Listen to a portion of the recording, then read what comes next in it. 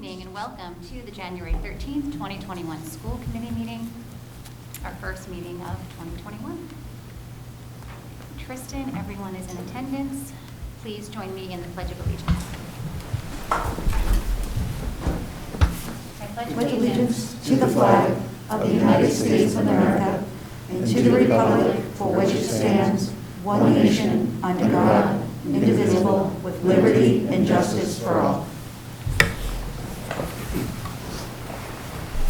Our next item of business is public comment. There are no in-person comments this evening. However, you all saw the comments that were submitted. There were 6 of them. Next, we have approval of items by consensus. Approval of minutes December 16th, 2020. Is there a motion? Thank you, Mrs. Burns, seconded by Mr. Ragsdale. All in favor? That is unanimous. We have warrants G417, G418, G419, L42, 43, 44, 45, 46, 47, 48, 49. Is there a motion? So Mrs. Burns, thank you. Seconded by Mr. Smaha. All in favor? Unanimous. Payroll ending 12/23/2020 and 1/6/2021. Thank you, Mr. Fennelly. Seconded by Mr. Smaha. All in favor? That's unanimous. We have warrants CB03, CB04, and 05. Is there a motion? Mrs. Newhouse, seconded by Mr. Ragsdale. All in favor? That is, and, oh, sorry, 1, 2, 3, 4, 5, and 2 abstentions. You got it. Thank you. And then we have warrants SPED 12. Is there a motion? Thank you, Mr. Fennelly, seconded by Mr. Ragsdale. All in favor? 1, 2, 3, 4, and 3 abstentions. Thank you. All right. Moving on, we have number 5, which is the superintendent's report. Dr. Brandt. Thank you very much. Good evening, everyone, and Happy New Year. I think it's still somewhat safe to say that. There are a number of items, 3 items specifically under the superintendent's report this evening. If I may, I'll add a 4th at the end. Mr. Ruggiero has a bit of an update on the town administration project, and so I'll turn over to him in just a moment. But I'll draw attention to item 5A, which is the 2021 Assessment and Accountability Update. Undoubtedly, many have heard about some of the recent developments coming from the Commissioner of Education relative to MCAS and specifically assessment for school districts. There is information that's included in the packet for any members of our community who are interested in that, and I'll ask Ms. Elliott just to provide folks with a general update, a 20,000-foot view of what the current landscape looks like as it relates to this. Sure, be happy to. It seems that these updates are coming frequent. So on January 5th, this was the update that I'm providing, came from Commissioner Riley on January 5th.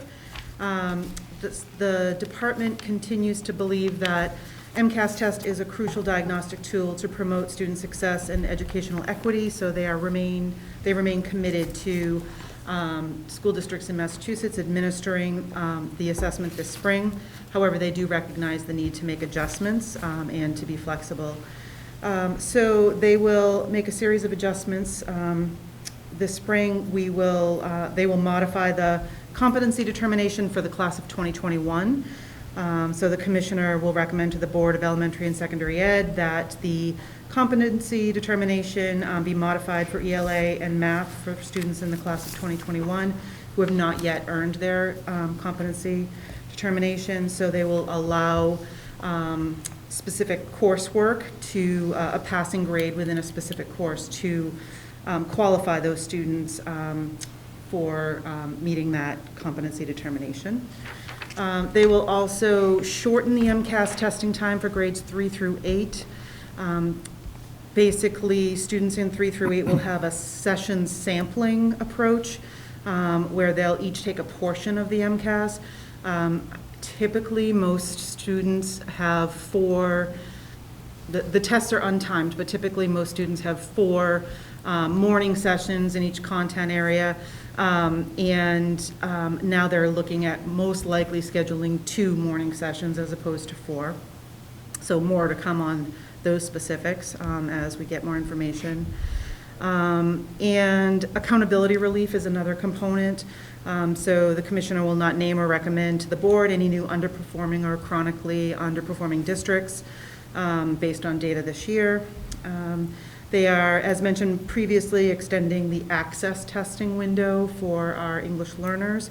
So we have through May to complete that, and normally it was a February deadline. In speaking with our EL coordinator, Mrs. McDonald, she is planning to schedule that as close to May as she can safely to ensure that our students have as much instructional time beforehand. And the MCAS biology test, there is an update here as well. Districts have flexibility on scheduling the high school biology MCAS to the first-time ninth graders. We can provide it in June and instead of February. So districts have the option, but have until June to provide that. So they will be releasing additional information as well around what resources the department may be able to offer to districts whose students don't perform as strongly, as strong as they would hope. So they'll be providing more information about interventions and supports for districts in the spring. That's it. All right. Mr. Ragsdale. Just want to make one comment because I think it's phrased more confusingly than it needs to be when they talk about a session sampling approach, whether it's 3 through 8. Normally, students take 2 sessions. There's a session 1 and session 2 for each test, for ELA and math and science. They're just going to take 1 session. It's that simple. They're going to take 1 session instead of 2, and they'll be randomly assigned either session 1 or session 2. So statewide, all the content gets covered. But that's what's happening. 1 session instead of 2. Thank you. Mrs. Burns. I'd like to make a comment. I'm going to, I think just for the sake of time and efficiency, I'm just going to read what I sent Superintendent Brand in reviewing the packet prior to the meeting, that I think is pretty much still echoes my feelings and position, and I'd be grateful for feedback from the board. Knowing what we know about the significant impacts that this past spring has caused to student learning and expected continuing long-term effects students face from hybrid remote learning and the lack of adequate direct instruction, equity issues, and such, I'm perplexed as why the commissioner has decided to use the MCAS as a tool to measure impact of student learning losses.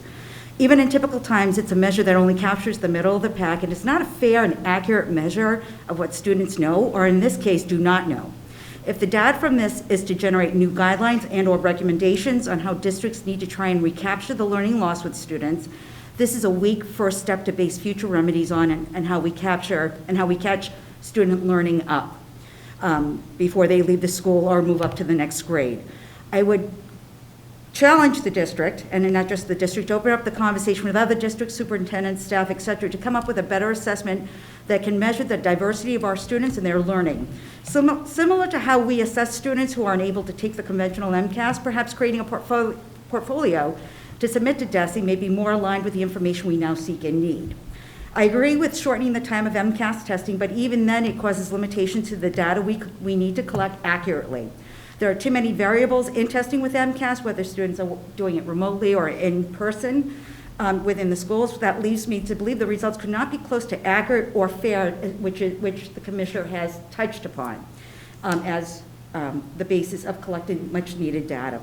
The commissioner or DESE should be creating a new abbreviated tool that not only focuses on the areas of curriculum students should know or don't know at this juncture, but also a social, emotional, mental health section which will drive how we approach the work to support our students and our staff who will be in charge with doing the work.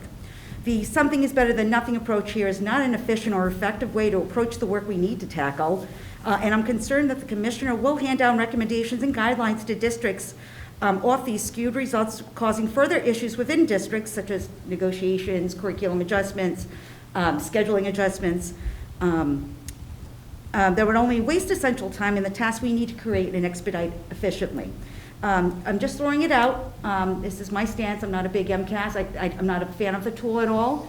And I can't see with regards to how it currently is set up that it's going to collect the data we do need to know and in order for us to kind of formulate how we are going to support these students. We can't just keep pushing them into the next grade. It doesn't make sense, but I think time could be well spent through the commissioner's office to create a new tool to effectively target what we need these students to do and abbreviate it. I don't think MCAS is it. I don't. And I think there's less impacted districts that could be created in order to get that information back to DESE for them to disseminate. You know, it's an out-of-the-box kind of approach, but we're in an out-of-the-box kind of society right now with a public health crisis. And it warrants more work on their part to meet the end goal of finding out truly rich, fair, and accurate data on our kids to ensure that they have the right tools by the time they leave our school system. And I don't think, and this pandemic is going to be with us, and this situation is going to be with us for a while. Hopefully it'll ease up, but if they're looking for this data, you know, just to take the test to collect marginal data that may not be accurate does not allow us to kind of focus our work as to what we need to do to capture these kids.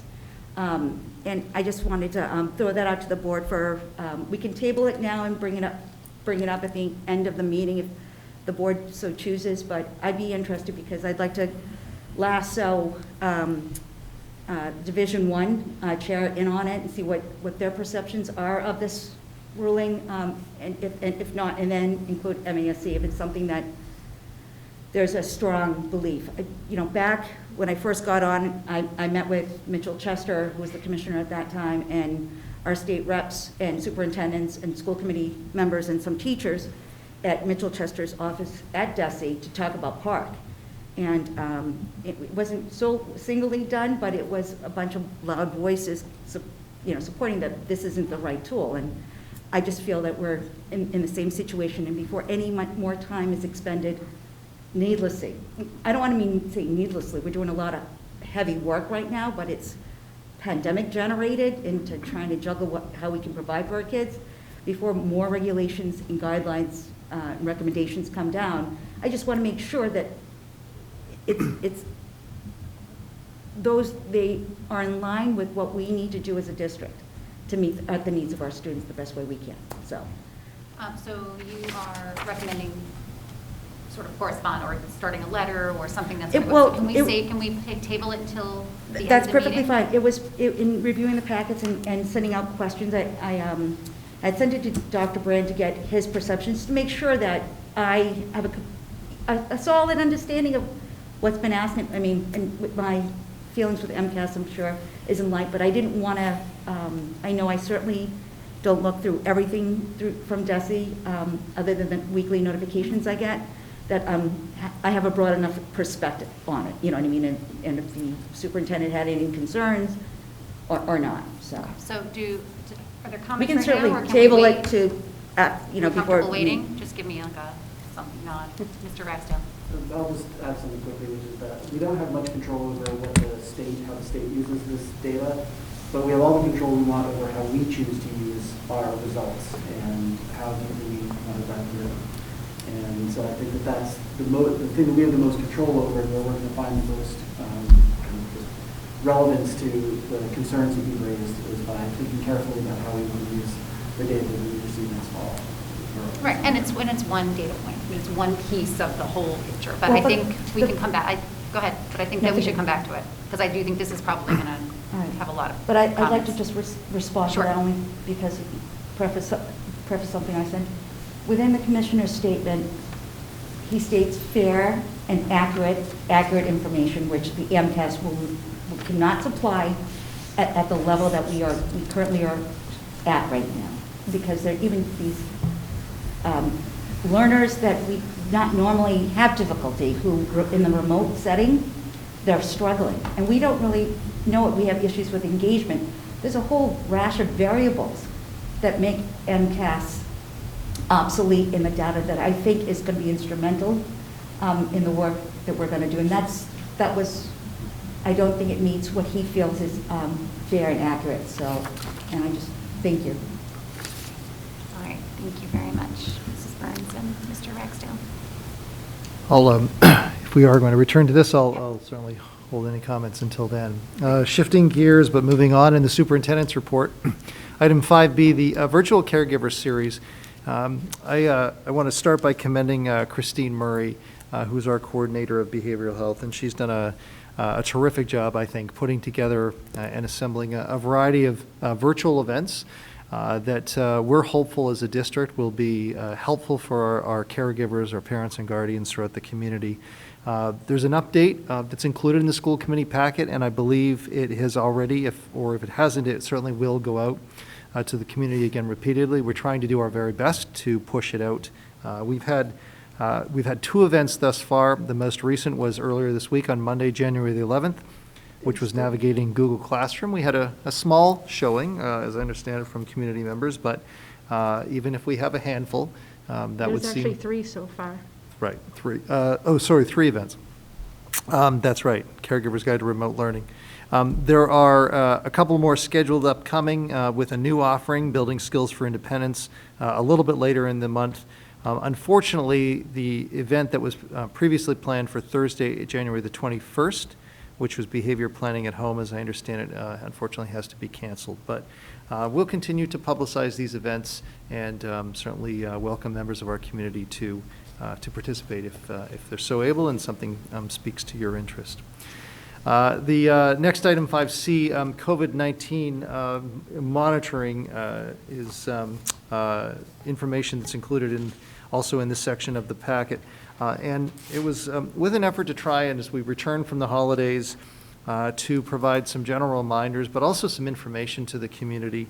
I am well aware, as most are, that the numbers continue to rise, unfortunately, in most communities. Wilmington is no exception, and they continue to go up daily. I absolutely can tell you right now that our numbers will have increased by the time the full reporting of DESE is completed later this week by a fair number. And so to be front and center with that, it was thought that some general reminders in terms of, again, looking for the collective understanding and responsibility of our community as we try our very best to balance our efforts to remain in person for in-person instruction as long as we can, and contend with the reality here of obviously what this situation is leading to, both in terms of students who are necessarily in place of quarantine, or staff for that matter as well too. There are a number of things that were outlined in the memo that was recently sent out to the community and that was included in the packet. There are a number of things that we believe that everyone can try and do to help keep our schools open. First and most important, and I know that this is becoming quite repetitive, but just to take this opportunity, if your child displays any potential symptoms, please keep them home. If someone in your family is exhibiting potential symptoms, please get tested. Mask up, of course, and keep socially distanced. This remains a very key component of our plan for reopening and our ability to stay open. If you have a family member who tests positive, isolate that family member from others and quarantine all other household members until the date determined by the local Board of Health, and there's certainly an outreach to them. And notify other potential individuals who have come in contact with the person. This is all part of the contact tracing, which is, I know, very much becoming part of our lexicon. I will say that with the numbers increasing, the contact tracing process is exponentially becoming more problematic. I'm pleased to be able to share on behalf of Ms. Newhouse that she's able to continue to get additional help for her office. That is the primary office that is really overseeing contact tracing. But as you might imagine, it is compounding daily with the more numbers. And so even though her support is expanding, there is a concern, certainly, that there's a point of saturation in which that could become problematic. And as I've said before to some, if we can't effectively complete the contact tracing, that will lead to a necessary interruption in either a program or grade or service. We are going to continue to monitor this, obviously, and that's not just with Doreen Crow, but Shelley Newhouse. And I think the last piece I'll just say on this, and I tried to stress this in the communication, there is no one singular data point that will lead to us changing our learning model. A while back, there may have been, as you may recall from the state, that has shifted greatly as time has gone on here. it's really a number of various factors, but there's no single one data point that will sort of be the tipping point. But please know, and for our community watching, we are watching this daily. I am in contact every single day with our Board of Health as well as our Coordinator of Health Services, and we are collectively monitoring this situation, and we will make appropriate decisions as we move along from time to time. But we continue, and I continue with the full intent to believe that in-person learning, to the degree that we can continue to support it, is the right decision for us, and we'll try our very best to keep that going as long as we can. And then 5D, Mr. Ruggiero, if you would. Thank you. I just want a brief update on the process of the owner's project manager for the Wilmington Town Hall School Administration building. The town issued a request for qualifications for an owner's project manager with proposals due on November 19th. 15 firms submitted proposals. The OPM will serve as the town's representative throughout the feasibility study and schematic design process for a potential new town hall school admin building. On December 15th, members of the selection committee met to discuss the 15 proposals. From the 15, 4 finalists were identified: CHA Consulting, Colliers International, P3 Incorporated, and Vertex Companies. 2 finalists were interviewed on January 4th, and the other 2 on January 7th. After the interviews on the 7th, the committee heard from members who had performed some reference checks on the 4 finalists. The committee then discussed and ranked the 4 finalists in accordance to preference, and the preferred applicant is P3 Incorporated. So at this point, Town Manager Jeff Powell will be reaching out to P3 if he hasn't already to discuss and negotiate contractual terms. So that's where we are right now. Thank you. Questions or comments about the report? Mr. Rex. Going back to the COVID monitoring, are we interested in participating in the Meet Payment Testing Initiative? So I understand that this week is when that would have to be reviewed. Yeah, so thank you for raising that. So actually, that is a penciled-in item for your meeting next week, of which I was going to share some more information, but because there is a lot that actually has come out recently from the Department of Ed.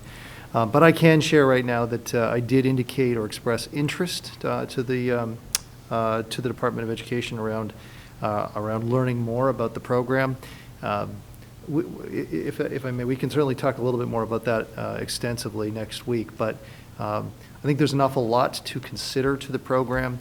There's an awful lot of components to it that undoubtedly will have both a fiscal cost as well as a personnel cost. And so the indication, or the outreach to DESE right now was simply just to express an interest, and I've done that already, and so we'll also wait to hear more. But there'll be some information that I was thinking about including in next week's packet.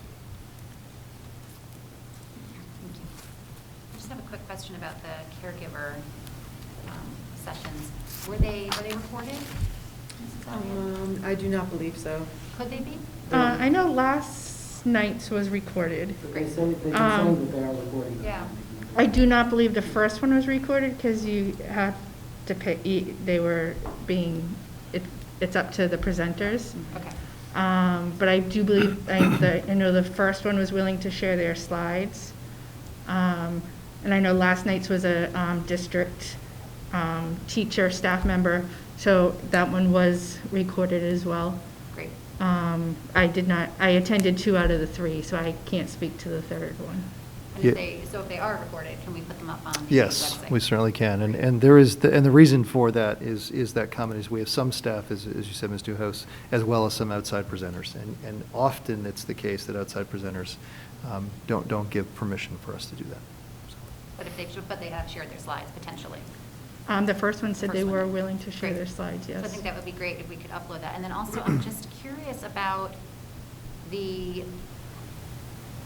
I know it's come out through email, but I guess how consistently has it come out through email? Is there like a reminder just before the session, sort of a last minute, like, hey, don't forget? I haven't seen that, but did you see something Miss like Murray, that? for those who have signed up, Miss Murray sends you your links and reminders Yeah. to attend. And I have seen some general, to the whole public, reminders, it's not too late to sign up for it. I believe they're taking sign-ups right up to like an hour or so before. Great. And I think it's just like an hour before, just so she can get links and stuff out to people.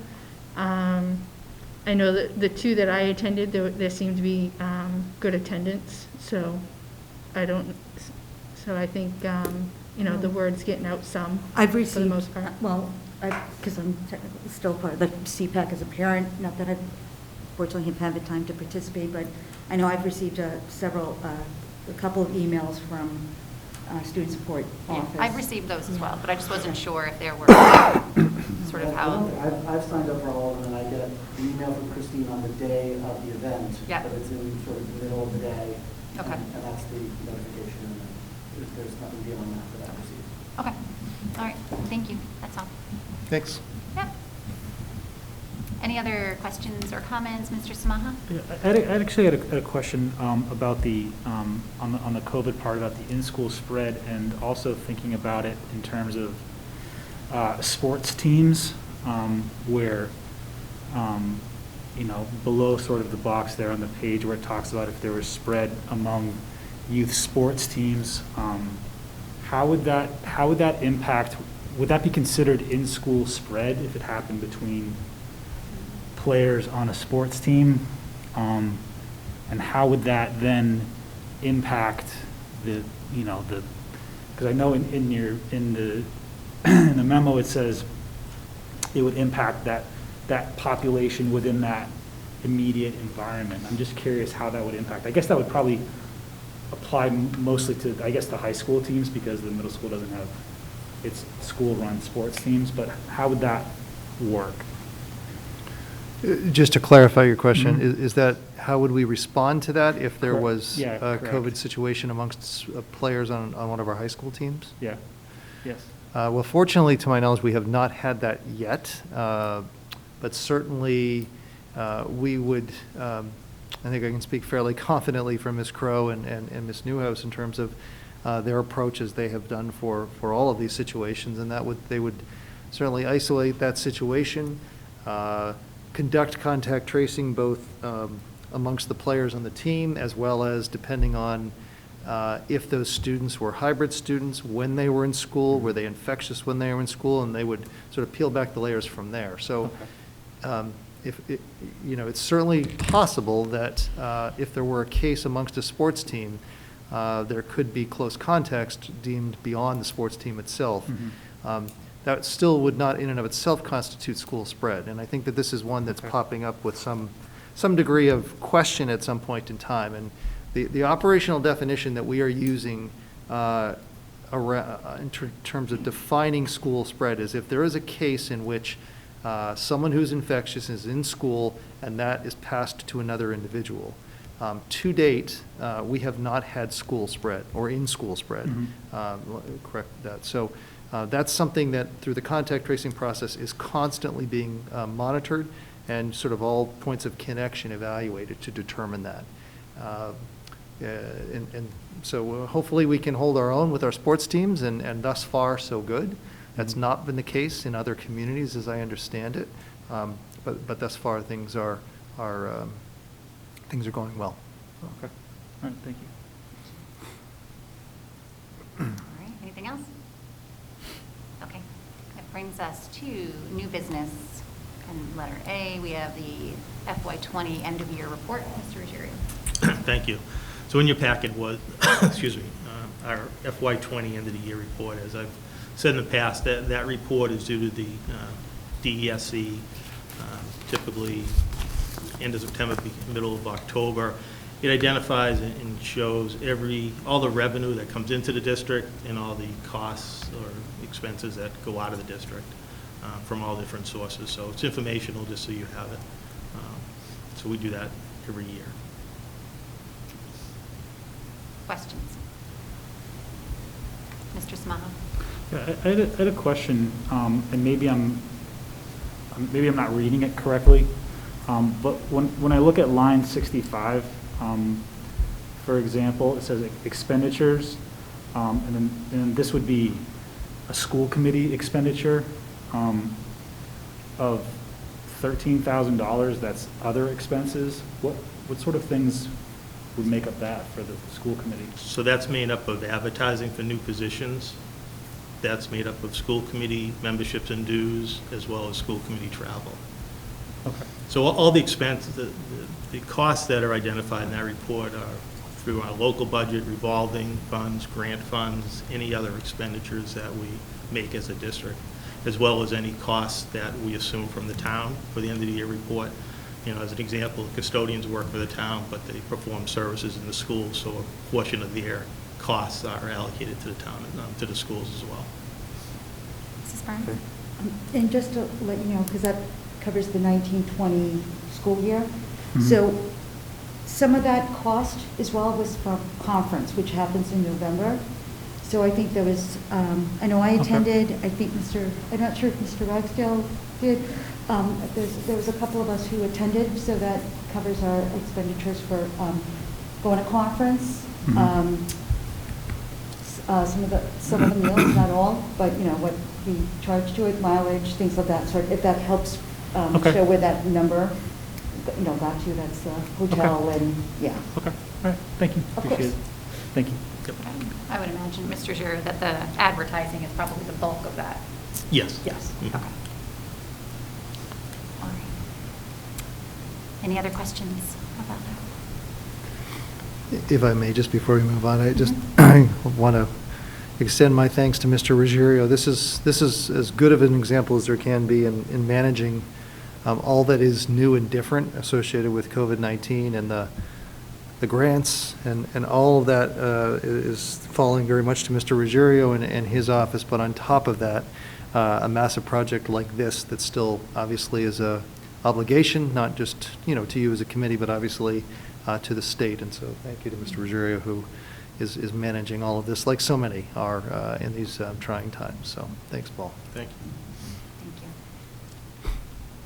All right, next we have item B, which is athletics update. And I think Mia Musi is going to present down here at this front desk. She is. As she makes her way up, there is a presentation that's in your packet, and for those members of the community who may have an interest in this, it seemed timely to provide an update to the community on a few different things related to athletics, as much as things are not exactly the same as everyone is aware. There's still a lot of good work and good thinking going on to try and continue to operate and support our athletic program for our high school students here in Wilmington. Thank you. Hi, everyone. Kind of been sitting in the back listening. So I just wanted to provide you all with a fall review, which seems late, but really we ended fall in the end of November, so and with the start of winter sports. So like Mr. Brand said, I think it's a good time to give everyone a review of the fall season and go over some initiatives that I have been working on within the athletic department, as well as some highlights of our student athletes. So just to start, overview-wise for the fall, I just wanted to go over the COVID modifications, our athletic offerings and participation numbers, individual athletic programs, and athletic initiatives, as well as highlights. Ultimately, I would love to put this all together for an end-of-year report for you all that highlights things like participation numbers and percentages, highlights of our student athletes, and individual program breakdowns. These are pretty clear that everyone was aware of. We offered hockey.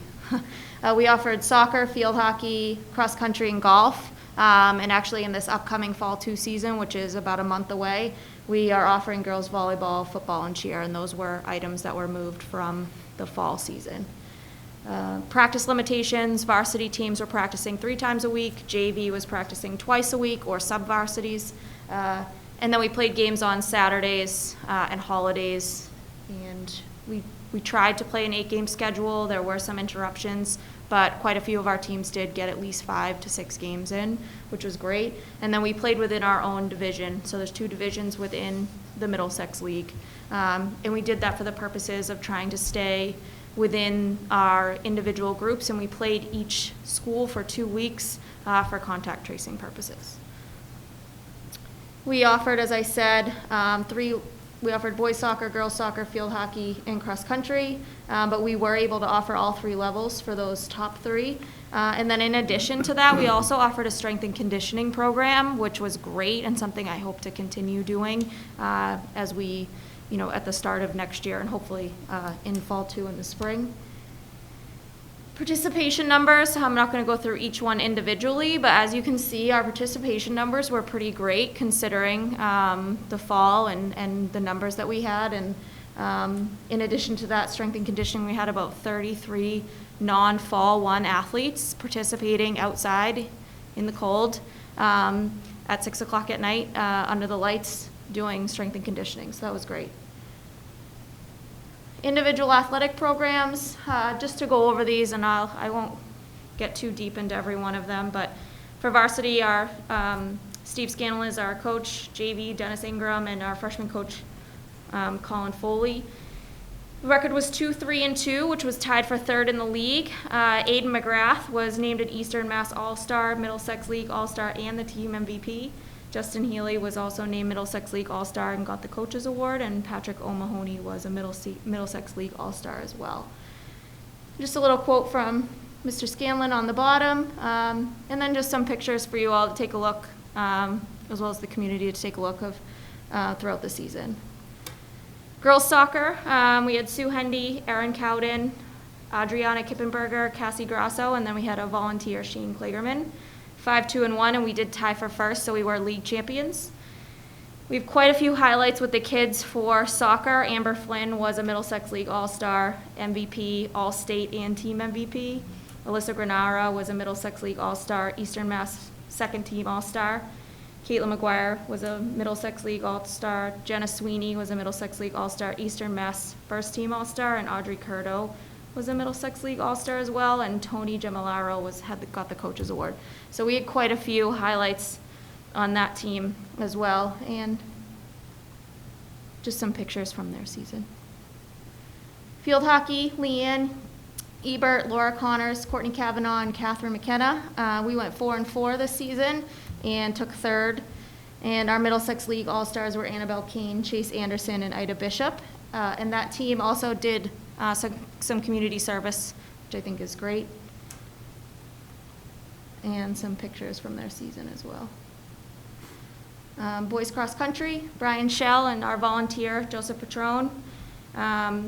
The record was 1-2, and they were 5th in the league. And Sean Riley was a Middlesex League All-Star and Team MVP. And Sean Lyden received the Coaches Award. Girls cross country is also coached by Brian Schell with volunteer Joseph Petrone. They were 3-1 and took 2nd in the league. Addison Hunt was a Middlesex League All-Star and the team MVP, and she also broke the course record, which is amazing. We also had, sorry, I lost my place. Olivia Erler was a Middlesex League All-Star and the Coaches Award. Catherine McLaughlin was a Middlesex League All-Star, and Carissa Rubin also received the Coaches Award. Oops. I'm not very good at this. And last but not least, we have golf, coached by Steve Lynch. They did go 0-7. They were 6th in the league.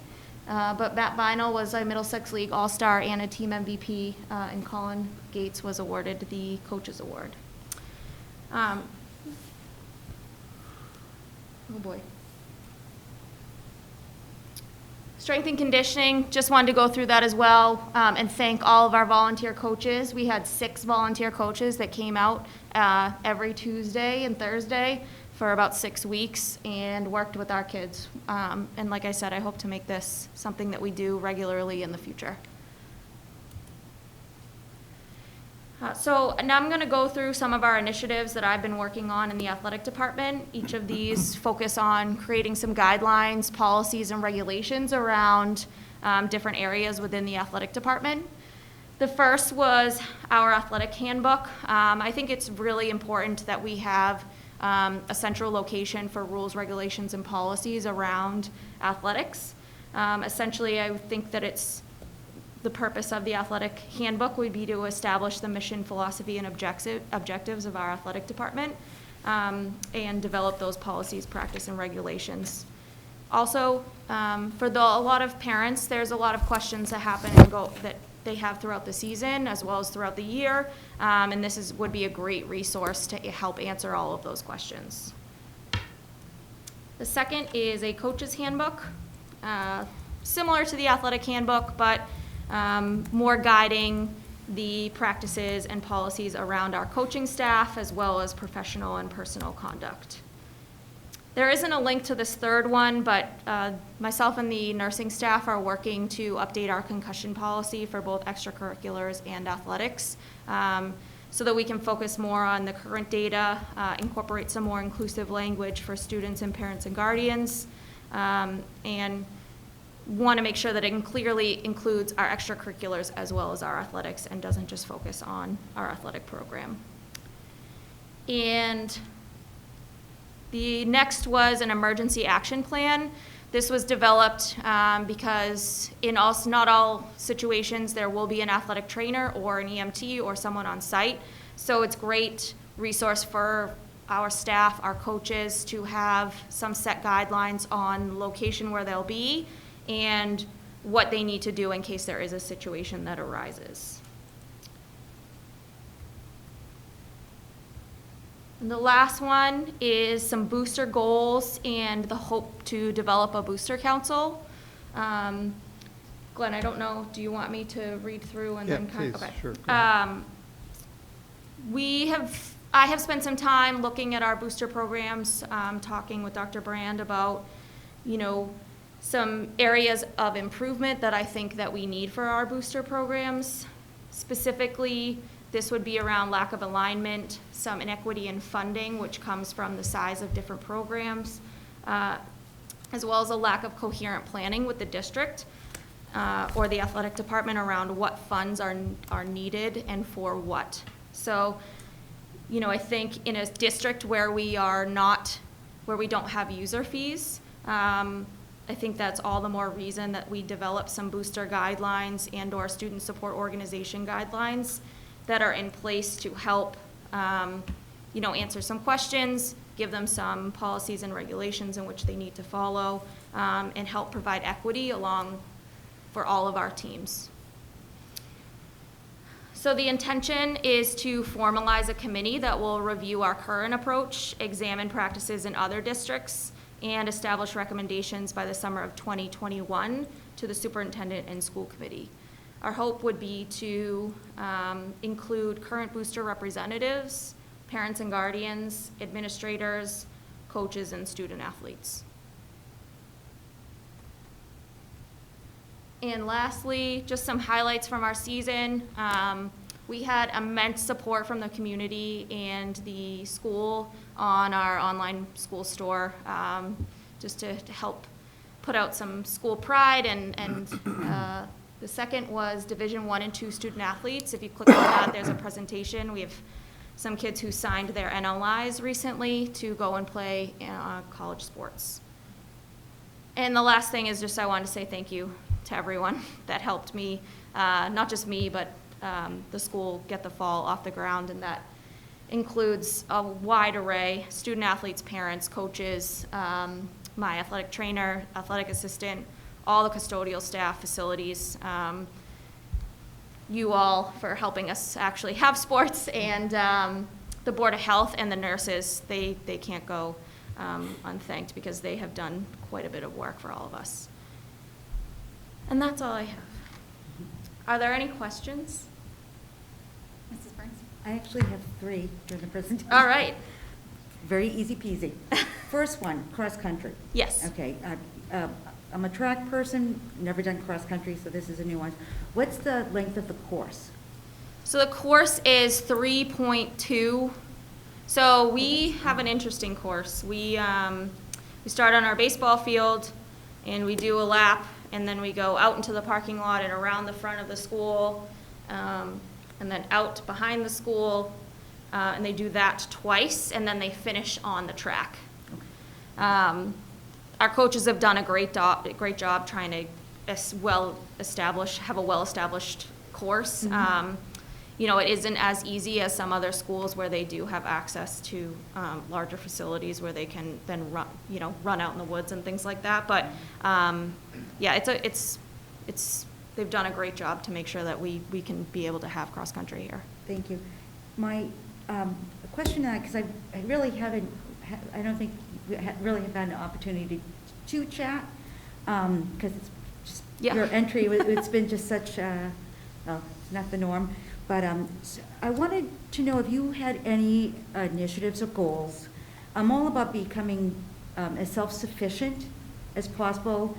I'm absolutely grateful for the donations that have come in through the multitude of community groups. They've been very kind to us with uniforms and all these aspects.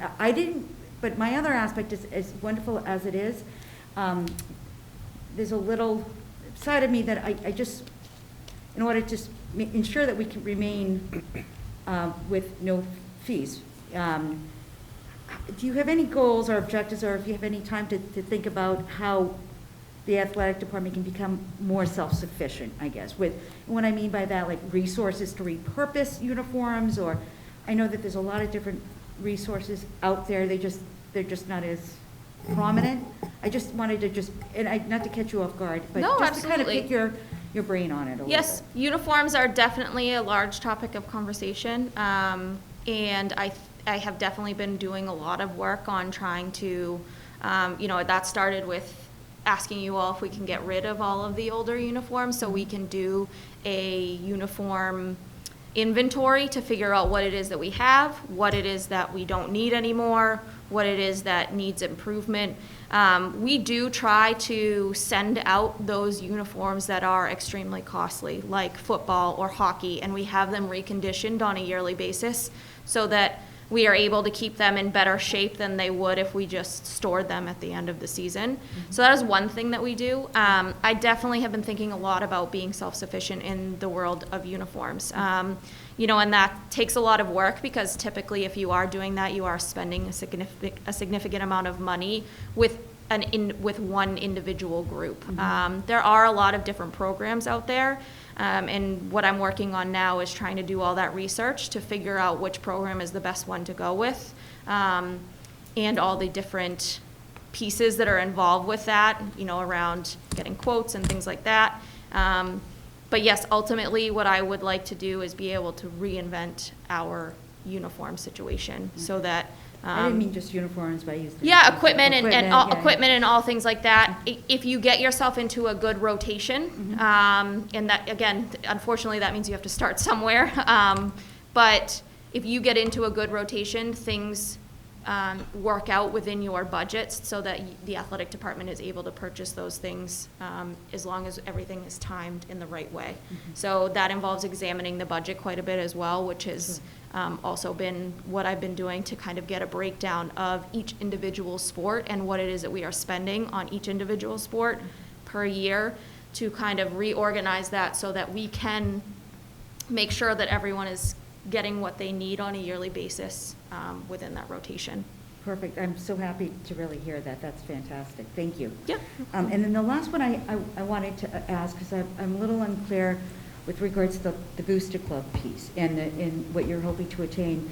Are the Booster Club, currently and going forth, similar to our PACs where they're not a part of the school district, they're parent volunteer 501Cs that we don't have, we work collaboratively with, but they don't fall under our guidance.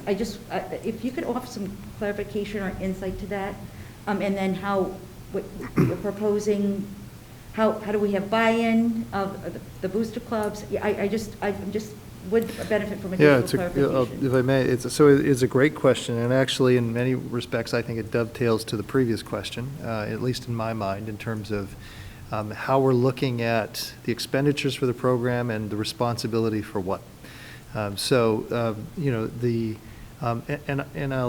just emphasize the fact that this aspect of our booster program and a desire for a good number in the community to want to look at this came through my entry as well to the district, certainly now a few years ago, but that there I recall very vividly that there was a general acknowledgement that there was an awful lot of support from members of the community, as I think you acknowledged, and support often in a fiscal sense for Booster Club. However, there were a number of things that don't seem to be very clear or coherent in terms of what it is that the booster programs will or won't fund, how it is we look to align their work in the community and not have overlap, whether that be, door-to-door sales or what have you, and how that all intersects with the operating budget. And what I mean by that is along the lines of what Mia was just talking about, and it's one of the things that we haven't had a chance because of the circumstances to talk about, but I remember very well talking with her upon her hire and the goals that I had in my mind for her over the span of this year, and that is really unpacking the budget and coming to terms with what it is that the operational costs are over, a number of year span. If you think about the capital budget as an example, and you'll see that again next week as part of the budget. We do our very best to map out what the capital needs are district-wide over X amount of year span. We do not have that in the district, at least I've not seen anything in current years, that very clearly delineates what it is that we need from an expense standpoint, what the rotation is of uniform, but it's far more than uniforms. Right. And what are those costs? We should have that. And I would argue even more so, we should have that as a district that does not have user fees. Because we have to be smart in our budgeting, right? If we have a cycle in which we have to replace football helmets, I don't know what the total cost is, but I know it has a lot of zeros behind it, right? And so it's that coupled with what is it that we're reasonably going to ask our boosters to pay for? And what is it that we, as a district, through should be paying for? So it's all sort of tangled together. But I think that the Booster Club piece, just to, the 501(c)(3), that's a check. Is everyone setting up their organizations in the right way? And how can there be a mindfulness to the fact of what's fair and equitable for a football team that may have 65 kids, and a cross-country team that might have 14 or 15 or 20, and how do we approach all of those things? And a swim team. And a swim team, has- absolutely. So, look, there's an awful lot to all of this, and the hope is that even though it's this time period that, and me and I talked about this, that we can capitalize on the next number of months, not to make any changes, and for those folks that may be watching now, the intention is not to make any changes now. But the intention is to try and formulate some recommendations that would come to myself as a superintendent and you as a school committee towards the summer that might be able to start to take effect next year. That sounds great. Thank you. That's very helpful, the additional clarification. Yeah, and Appreciate I that. think there are a lot of school districts too who do their boosters very well. And it would be a great opportunity to take a look at a lot of those booster programs and how they function and how they're able to make it equitable across the board, but also raise that money for their own individual booster programs in a way that everyone is getting what they need on a yearly basis. Because I grew up in a small community very similar to Wilmington. We had one booster club that supported athletics. Yep. And I know coming here, it was a nuance to me. You have separate boosters for separate sports. And I didn't know what the pros and cons of that was, or just over evolution evolved that way kind of thing, so. Yeah, Not to upset the No, apple yeah, cart, that's not what I'm absolutely. looking for, but I just didn't know, how do we kind of cohesively work collaboratively? Perhaps everyone will benefit and then Exactly. within one group, they can chunk out, like football, for instance, needs has more expenditures than, let's say, cross countries. I don't, but that would have to take collaboration amongst all members. Yep, and I think that's the hope, to have everyone sit down and have those conversations around what they think is the best practice. And hopefully bring in some of those information from schools who do have individual booster groups, or do have one booster group, or schools that have melded the two together. So, that is the hope, to kind of get that information from everyone and from different sources, and come up with a situation where it's very manageable for all of the booster groups, because it's not an easy job being a booster rep. They donate a lot of their time, effort, and energy, and and there's there's not a lot of opportunity to do 17 car washes in 1 year, so maybe being more creative about what we're doing, or giving more resources to those booster groups as well about what they could be doing in the future. Great. Thank you so very much. Mr. Samaha? I have two questions. The first, just because it was sort of brought up about the swim team and that fee. Is the goal to phase that fee out, or is that is a goal? That would be my goal in a school where we don't have user fees, to extend that to a program where, we don't have a swim program, but we do co-op with one that they do require user fees. And the user fees for swim are typically larger than most other user fees due to rentals and things like that. I would love to be able to phase that out. That is a large number within the budget. I think this year we have almost 20 swimmers, if not more than that. Wow. So it's definitely a large number that would need to be incorporated into the budget. Okay. Thank you. And so my second question is, you mentioned the start of the Fall 2 season. And I know before the start of the fall season and then the winter season, there was talk of some of the rule changes and some things that came up, things such as the spectator issue and stuff. Have any of those sort of guidelines or rule changes been announced for the three sports? They haven't yet, no. And some schools have opted to put all of their winter programs in the fall too. So things are a little disjointed right now, but the MIAA is typically doing their modifications around 2 to 3 weeks prior to the season starting. And then we take those modifications and distribute them. And I would hope to do that the same way that I did the fall and winter for you all. Okay. And just to go through what those look like, and what those modifications will be for those teams. We will be offering cheer, volleyball, and football. So obviously, we're having football in the end of February, so there are a lot of different pieces that are involved with that as well. But I hope to put that all in one document for you all to have, but I don't anticipate those until probably the second week of February. Okay. And so the season starts, what, the week after February vacation? The 22nd of February. Okay. All right, thank you. You're welcome. Mr. Beer? So in our last meeting, we talked about the aspect of spectators. Can we just get a very quick update on what has transpired since? Nothing as of yet. There's a meeting scheduled later this week to revisit that. So there's not been any movement on that. I will say, and just to echo what I think I've already said previously, and that is that there continues to be, and I continue to subscribe to this belief that given these particular times, there's an effort to try and stay very consistent across the board within our group, the Middlesex League. And I think that's, as we embark upon this next conversation, there's been very little time to re-engage in this. I know very clearly that there's different perspectives and it's not only, I'll just point out, it's not only the athletic directors, it's not only the superintendents, it's also the respective Board of Healths that, behind the scenes and very respectfully and understandably may have different opinions as well too. And so trying to reconcile all of those. But I anticipate that we, as a league, as a group, will be able to have an update at the beginning part or towards some point in next week.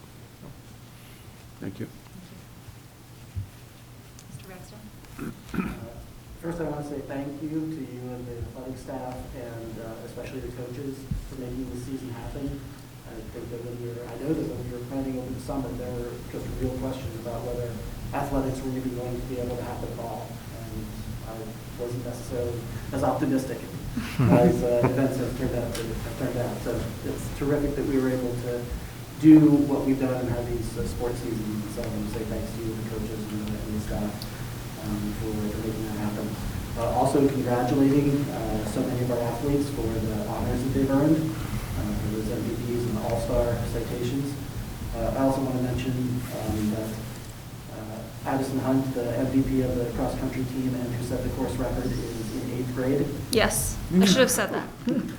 And fine career ahead of her. Yes. Oh, my When she goodness. actually gets to high school, no doubt.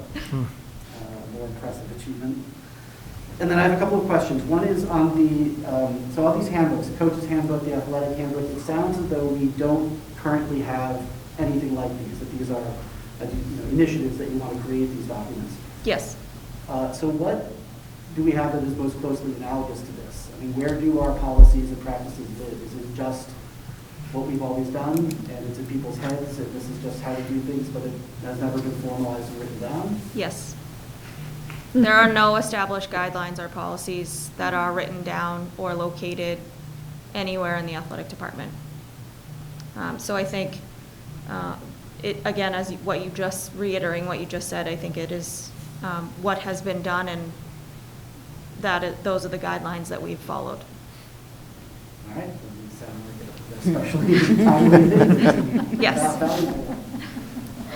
It's good to write down what our policies and practices actually are. I find it to be important, and I also think, I think for parents, there's a lot of questions that were being asked that at the beginning of the school year, and I had intended to do this when I got hired anyways, but some of those questions, it would be just so relevant to have this for them so that they could have access, so that to take the work off of them having to call 3 or 4 different people to try to find an answer when we can keep it in this one document.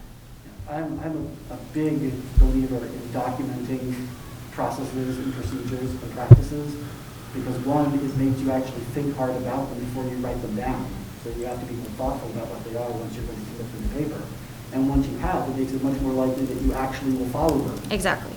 Once you have some document and guidelines, you can just go through the checklist and say, nope, this is what we do, this is how you put it down. And so sort of a sub part of that, over the last, certainly last couple of years, we've talked about what the procedure should be for adding new sports or potentially subtracting new sport. This has come up most specifically in the area of gymnastics. Mm-hmm. And I was wondering if there was any motion on that, or what the status is of creating a policy for how we analyze and review whether we should add OBD in sports. So, we certainly had initial discussions, and I had with our interim last year going into the spring, I honestly can say, and that has been unfortunately victim of circumstance that we're contending with right now, and so there's not been a revisiting of that thus far. It remains an important piece for sure, but completely honest, it's got entangled in the situation that we're in, so I haven't had a chance to revisit it.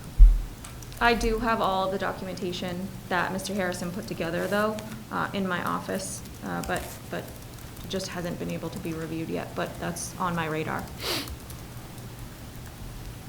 Mrs. Burns?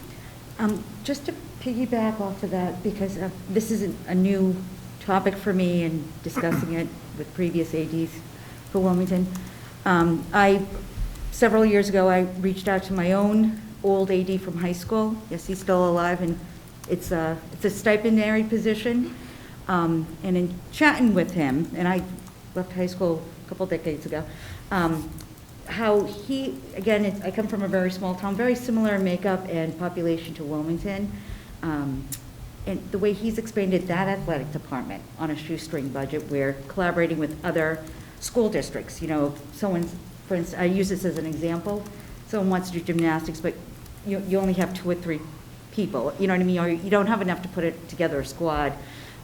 He's collaborated with, I'm from Rhode Island, so he's collaborated with several other schools throughout the state so that these kids can play and compete. And I say that as an example of a outside of the box kind of, I see it as an outside of the box collaboration. I know there's a lot involved that goes into it, but I think when we get to a point where it can be revisited and what that could look like, you know what I mean? I think those steps into bringing in possible new programming, I think that would not only benefit those parents who have children currently in club teams who would like to represent the Wilmington high school, the public schools, but having that pathway, I think, would help offer clarity to parents who would like to come before the superintendent and the athletic director for new programming.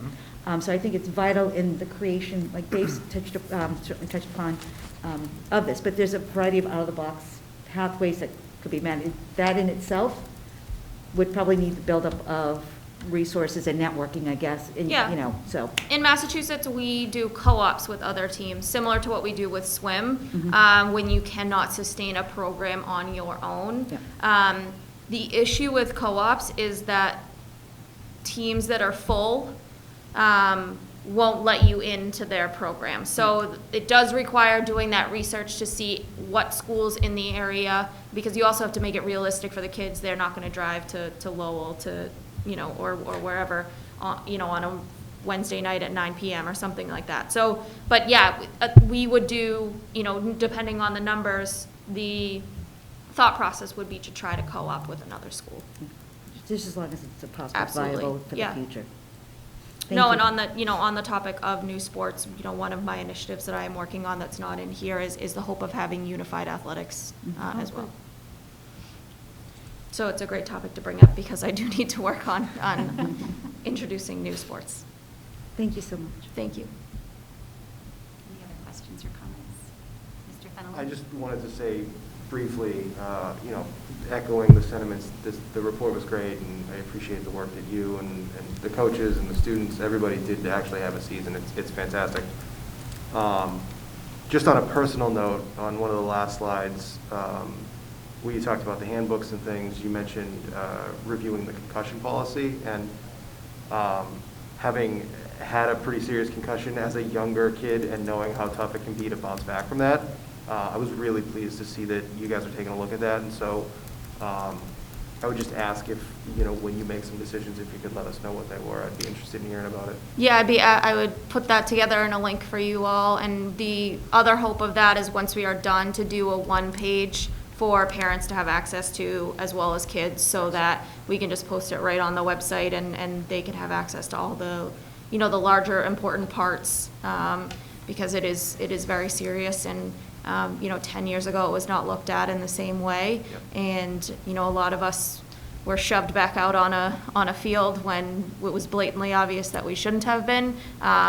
You know, and it's important that we're addressing those things, as well as for the academic portion of it as well. Thank you. Yep.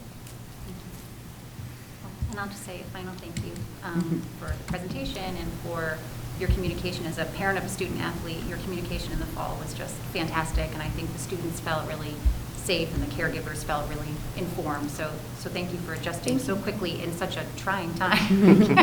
It's like, welcome to Wilmington. Oh, and by the way, there's a global pandemic. So we really do appreciate that. And then, of course, putting their safety and their health first. So thank you.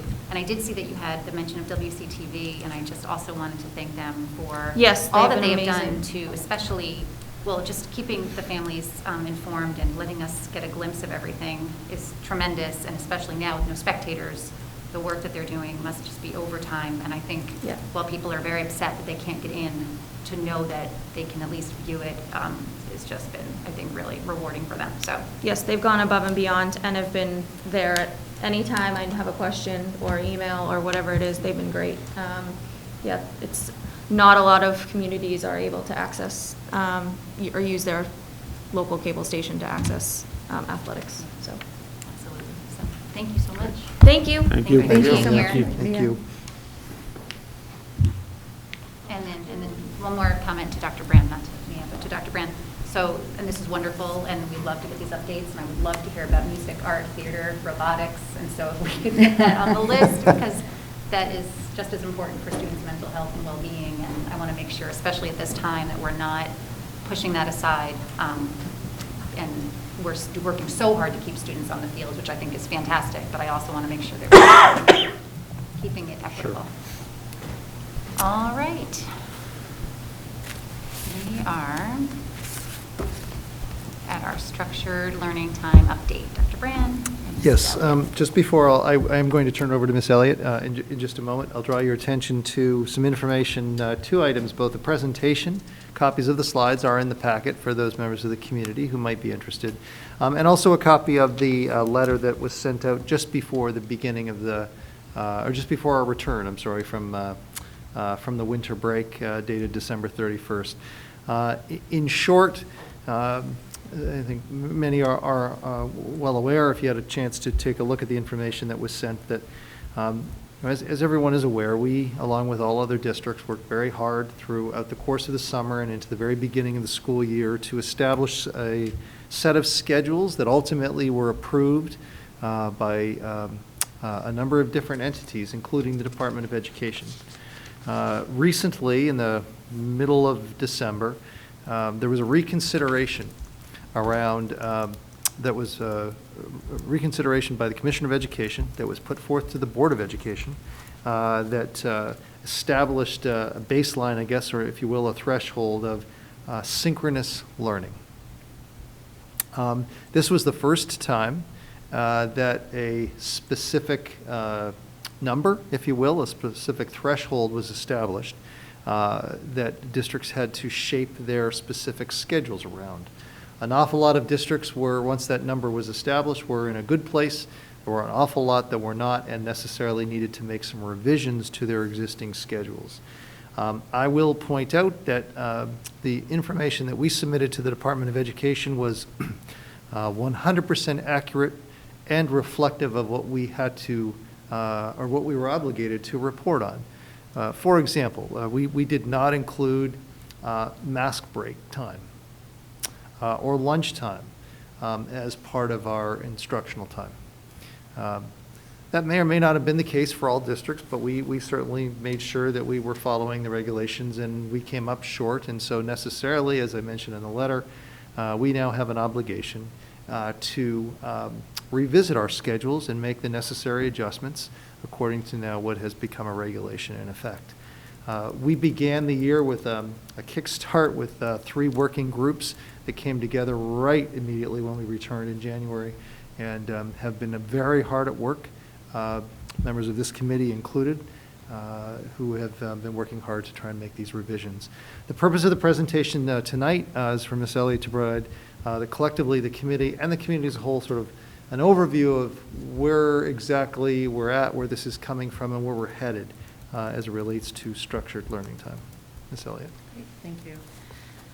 As Dr. Brand said, our committee began meeting immediately upon the return from the holiday break, and we launched right into this work. So this presentation tonight is actually the same slide deck that was used with our committee as we began the work. So for the sake of this, for this evening, I will move around a little bit and maybe skip through some of it. You may not need that same level of detail, however, it is provided in the packet, so you're able to access it if you want to go into detail. So the committee is made up of 3 different subcommittees, if you will. There are 15 formal representatives on this committee, and we were thoughtful about keeping our committees small because we had such a limited amount of time to do the work. However, really having a wide representation of different stakeholder groups representing as we did the work together. So these are really working groups. We begin all of our sessions as a whole group together, and we break out into breakout rooms to do work, to look at that work at the specific grade span. So, for example, elementary is really 1 through 5 in this case, and I'll talk more about that, but preschool and kindergarten are not impacted by the regulation changes, the amount of hours. So that's just our schedule. So as Dr. Brand had mentioned, districts were required actually back in November to complete that survey, and they were looking at a sampling of schedules, so we had to submit hours for grades 1, 4, 7, and 10. We submitted our hours and we came up short as far as what they are now requiring for what they are calling structured learning time. So let's see, initially the minimum levels were not, structured learning had a different definition, and asynchronous learning initially accounted for structured learning time as long as there were clear instruction that had been assignments produced for students and they were aligned to the standards. Those things all counted. So now that they have changed the regulations, it has to, they are considering structured learning time is live instruction. So it's either in-person instruction or synchronous instruction. Districts will need to modify their hybrid model, and we will be asked to resubmit that same schedule that we did back in November, 2 weeks worth of data beginning January 25th, so the last week in January and the first week in February. We'll need to resubmit our new schedules so that they can measure if we are now meeting the new guidelines. So we now need to, because our district is designated as a hybrid district, that is our primary learning model in this district. We do offer remote learning for students who choose it, but our primary model of instruction is hybrid. So we are required to meet 35 hours of live instruction, so either in person or synchronous remote, over a 10-day cycle, 10 school days. They give us the 10 days because in some districts they may have a 3-day on 1 week, 2-day on the next week structure or schedule. Right now our schedules are weekly, so that doesn't really make a big difference for us, but they are looking at it over that 10-day cycle. We have to have 35 hours of this live instruction, and it may be an average across different grade spans through between grades 1 through 12. So if one grade span is just shy of those hours, but another grade span is exceeding those hours, and the district decides that that is the best approach for the students, we would meet the guidelines as long as our average is the 35 hours across those spans. The other update to the regulation is that students must have an opportunity to interact with educators every school day. So that would include a daily live required check-in with an educator between students and educators. You know, logging attendance or doing something without the teacher present does not account for that daily live check-in. So we will need to make that amendment as well to our models. Let's see, another key piece here. So again, they defined this as instruction that's happening in real time with the teacher, so it could be whole class or small group. They gave some examples of what counts as synchronous instruction and what doesn't count as synchronous instruction. You know, we were kind of looking at the details. You know, for example, if a teacher has a whole class and there's a small group that are working independently on an assignment while the teacher is in the main, on a remote day, maybe on a Wednesday morning, for example, some students are working independently while the teacher's in the main room. As long as the students can access the teacher and log back into the main room while they might work in a small group together, then that is considered instruction. So it doesn't necessarily mean that the teacher has to be talking, you know, the entire time. It's that they're accessible to the student. So things like office hours or optional check-ins do not count. So the Department of Education provided a document that really had 4 parts. The first part addressed the key considerations for interpreting the amended regulations. The second part outlines suggested strategies for increasing synchronous learning time to meet those new regulations. The third part talked about additional specific guidance related to the early elementary grades, so 1 through 3, to ensure that districts were making decisions that were developmentally appropriate for the younger learners. And then the fourth part talked about what would qualify a district to receive a waiver for these regulations. So we briefly talked already about the key considerations. So I'm going to move right. Oh, one other piece to note that because we are a hybrid model, a hybrid district primarily, if for some reason we are forced to shift as a district as a whole to a remote model, we would need to meet the updated guidelines for our remote Cohort C model. We would need to meet those new increased guidelines as well. So if a district is a fully remote district right now, they need to, with the new guidelines, have 40 hours of synchronous instruction with their students over that 10-day cycle. We actually exceed that in our current model, but if we were to switch, we would need to make sure that our district was meeting that as well.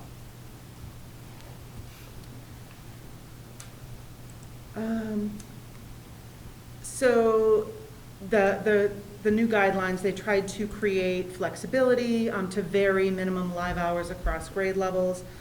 So again, they're looking at the average and excluding pre-K and K. And they are still promoting as much in-person learning as possible. That is the recommendation from the Department of Education. So we will be submitting this second data collection again in early, at the end of January. So it'll go from January 25th through February 5th, and it will be open through February 12th for submissions. Their strategies for increasing synchronous learning time focused on, they gave 6 different ideas for groups to look at. Repurposing asynchronous learning time that currently exists, trading some planning time for learning time. They acknowledge that most districts have included collaborative teacher planning time given the model we are in. And like we have Wednesday afternoons for many of our grade spans where teachers are able to work together to plan and collaborate. That's very common across the state. So they're asking districts to look at that time. Is there a way to reduce it in some way to provide more instructional time for students? They are suggesting we look at extending the length of certain classes based on student needs, increasing remote group sizes, utilizing simultaneous instruction, so live streaming or having the students at home sync in with the instruction that's happening in the classroom, or assigning new or existing staff to lead additional synchronous learning periods. They have also talked about the flexibilities the department has provided to districts around licensure, giving us more opportunities to have people co-teaching with a licensed instructor, or getting waivers for people who may not be current, but we are able to get a waiver in order to have them working in our district. This next slide talks a little bit about the recommendations for the early elementary grades. As I mentioned, very similar to the conversations that we had early in the fall with our teachers about trying to ensure that our students were engaged, our youngest learners were engaged when we were in remote learning, but also we were meeting their developmental needs so that they weren't sitting for 6 hours a day, that they had breaks, they were on and off, and doing activities as well. So this is just reinforcing that same concept. And the waiver process was the last part. So we did look at this to determine what would qualify for a waiver. So a high level of student engagement in asynchronous instruction, an alternative education, operational constraints in a hybrid learning model that might exist. Synchronous methods are reaching a meaningful number of students during scheduled asynchronous time, even if it's not all students. So for example, some of our students receive special education services, or some of our other students might receive reading support or EL support during their asynchronous at-home days. So many students have scheduled activities on their at-home day, but it is not the majority of all students. So if we felt that we had a strong majority of students receiving those opportunities on that at-home day, we could have applied for a waiver. Or family satisfaction, if a community as a whole felt that the model we had in place was satisfactory, then we could survey the community and try to apply for a waiver. So we had made the decision that we would continue to move forward to meet these new regulations and not apply for the waiver process. So overall, basically, our committee has been working for, it's amazing what we've accomplished in a short period of time already. The conversations have been so rich and really valuable. And again, the makeup of the committee was deliberate to have teachers, administrators, and school committee representation on each of those subgroups so that we can have those really good conversations and everybody's hearing the thought process as we go through. We continue through our meetings Thursday and into next week. The outcome of each of those working groups will be to make a recommendation of what the best hybrid model is that will meet the new guidelines and regulations, and then we will continue to have conversations to negotiate and amend the MOA between the WTA and the school committee. And ultimately, our hope is that we are ready to go in place and being able to measure the new hours for each of those different grade spans come January 25th. One of the other things to note is that the plan for each of those grade spans does not need to be identical. So we're really looking at the needs of each school based on developmental needs, the structures in place, grade span staffing numbers, all of those pieces, and really trying to develop a plan that's appropriate and specific to that grade span. So there could be some differences between what those models look like.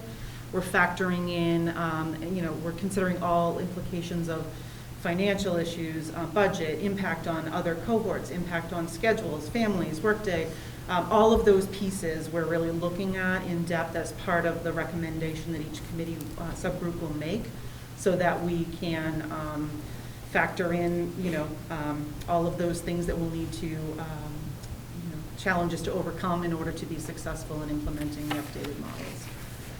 So I'm happy to take any questions that the committee might have. Thank you, Ms. Elliott. Questions, comments? Mr. Smock? As a member of the committee, I'll just make the comment here. I think one of the key things for me to understand, I think for everybody to understand, is with this whole process is, this, in my opinion anyway, the state changed the rules in the middle of the game. And the work that I've seen this committee do at all grade levels has been fantastic, given this really short amount of time. So it's been great getting to work with some administrators and teachers. So it's been, it's a big, difficult process, but it's moving along quickly, and I'm really proud of what we've been able to accomplish in that short period of time that we were given. Thank you. Other questions or comments? Actually, I have a question. Sure. Is the plan, the eventual plan recommendation, does that have to come before the school committee to be approved, or is that approved through? Is that a programming change? Yeah. Like, how does that, because I know that we sort of approved the overall plan this summer. Does this plan have to come before us, or that's? So the intention is to bring it back to you. I don't think the language specifically, I don't believe requires a formal vote, if you will, or approval. Christine, did you? I believe that's correct. I Yeah. can double check, but I believe you're right. But with that being said, it also is worthy to certainly point out that the main tenets, if you will, of this will have a clear intersection with the Memorandum of Agreement, or the MOA. That is a committee.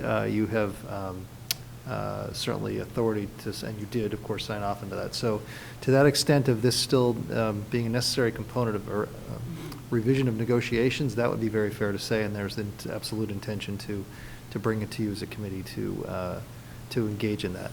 We're trying to, this is, the time crunch has been as alluded to, is incredibly limited.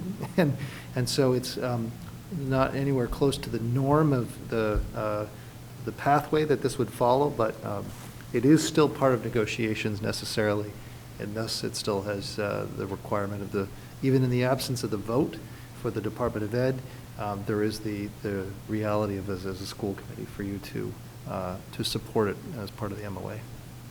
On the DESE webinar, they stated specifically that these schedule changes do not need school committee approval.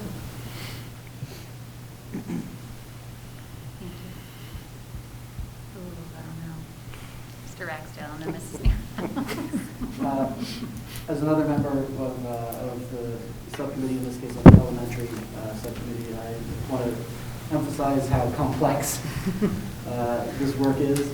I know that it's complex everywhere because the schedules interact in so many different ways. You poke here and then it bulges out over there, and you have to account for the effect of the new change. And at the elementary level, it's also difficult because all 4 schools are different.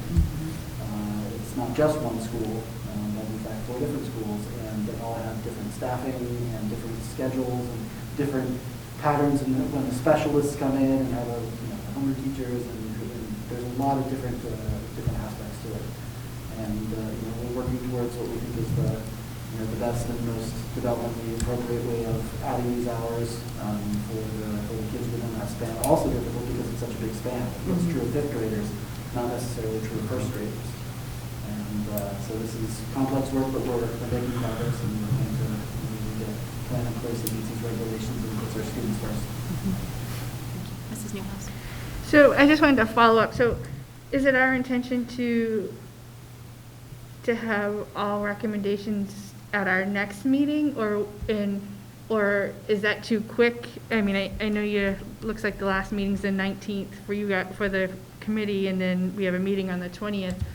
But to piggyback on that, how are we going to when will this roll out to parents to give them the most amount of time for all the changes, and how it may or may not affect their students? Right. Great question. So, and Ms. Sally, please feel free to jump in, but I guess I would say this in response. So, there already have been, well, first off, let me back up by saying that we do have members of the WTA that are part of the executive board who are part of and listening into and have been a part of these discussions. And so we have had an initial meeting with them, and we're in the process of scheduling subsequent meetings. There's also was a discussion at the last large group meeting about the very point of starting to, if it seems clear after the next meeting, which is tomorrow, that there's a pretty clear direction in terms of the revisions that look like they're going to be feasible and look like they'll allow us to meet what we need to begin to push out that as a tentative plan to staff. I'm not sure if that included also the community. Ms. Elliott, do you just want to comment on that in terms of starting to get out this messaging in advance of the 25th? Because it's understood that that's certainly important. So today were staff meetings across the district. So the initial, it has not been a secret, the conversations that we've been having. I know members of our committee have been going back to other teachers and saying, asking for input. But we did do more of a formal update at the staff meetings today to have our staff on board with the conversations that have been happening. But again, cautiously, because we're still working through. Each of those groups is in a different place. So we don't want to make a statement and then turn around and say, well, we changed our mind because the committee wasn't quite ready yet. So we are definitely moving in that direction, and I do see, I know that some very preliminary information has gone out to families about the fact that this change needs to be made as far as meeting the new guidelines. But right now, we're getting close to being able to do that, or at least to give more information to families next week at different age spans, grade spans, about that.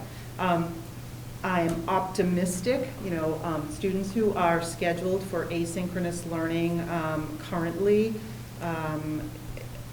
are expected to be doing schoolwork during that time that they normally would be in school. So if it's their at-home day, they are encouraged to be following their schedule all day long. So I don't see right now any major significant changes that would the students should be available for learning at that time. So if they have new synchronous instruction that is expected during their at-home day, I would hope that they were home doing that work asynchronously. So, but we'll be able to provide more of that information, the specifics as we get a little bit closer. I think the major thing, just to emphasize, if I may, to take this opportunity for a community member who might just be tuning in and might be worried about this as a massive overhaul of the schedule, It's not changing the A and B day cohort or hybrid structure. So the designated day, if you are in the hybrid model, will absolutely continue. That is not being adjusted. It will not change the Wednesdays in terms of that being a remote day for students. That will continue with the students not being present. So we're not adjusting those very important parameters. So I think it's just important for families to note that this is not going to completely upend your schedules. And now if you were in on a Monday, you're going to be asked to be in on a Tuesday. That's not at all. This is not part of the plan.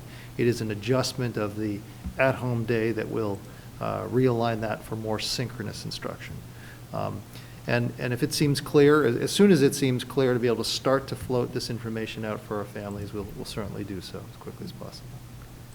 Okay, yeah, I think that's great, because I think a lot of families' worries are that we're going to lose in-person time Yes. for students, and there'll be more remote learning needed. So I think that's great information to have.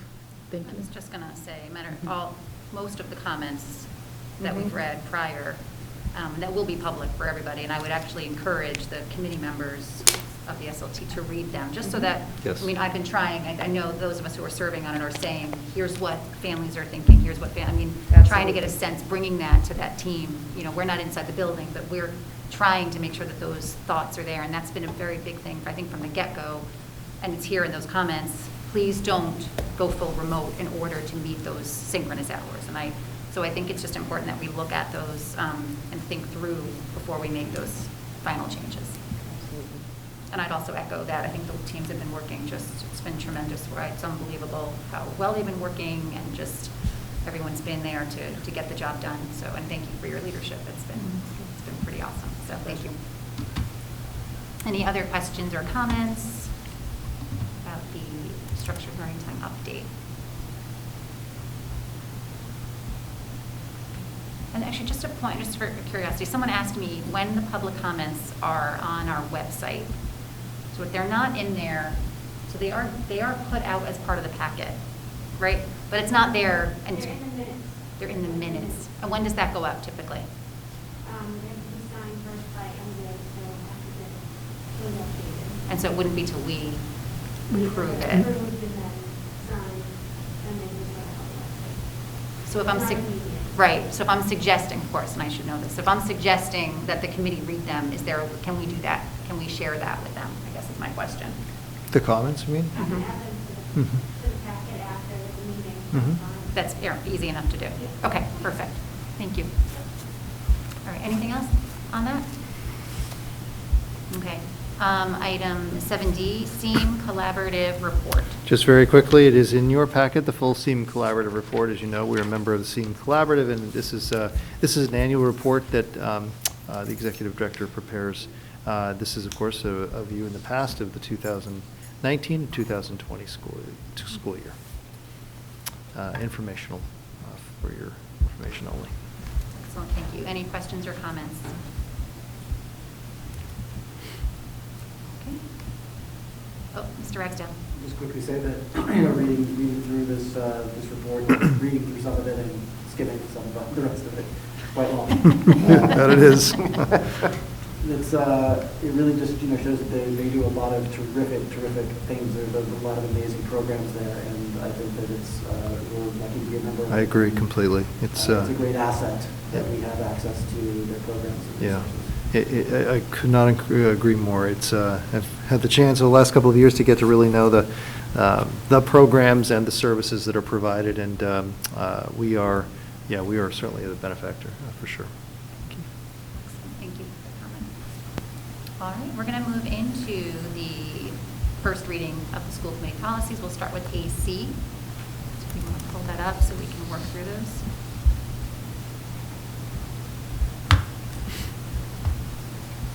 This is just a first reading, so we don't have to vote on anything, but we will bring it back as a second reading next time, unless there are significant changes that need to be made. Are there any comments or questions on AC?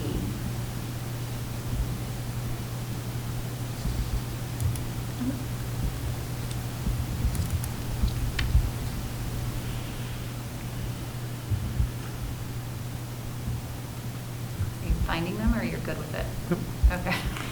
I'm trying to read the room, but it's a little tricky. I can only see half your face. All right, and we're gonna scroll down.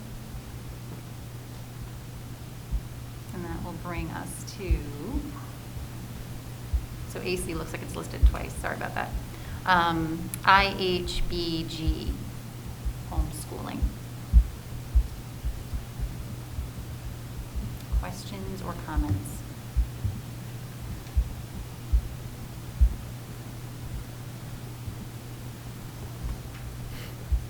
Can you give me a thumbs up or something? I need some. Thank you. All right. And Dr. Brand, if you want to say anything about them, feel free to jump in. Yeah, no, thank you. All right, we have IHBG-R.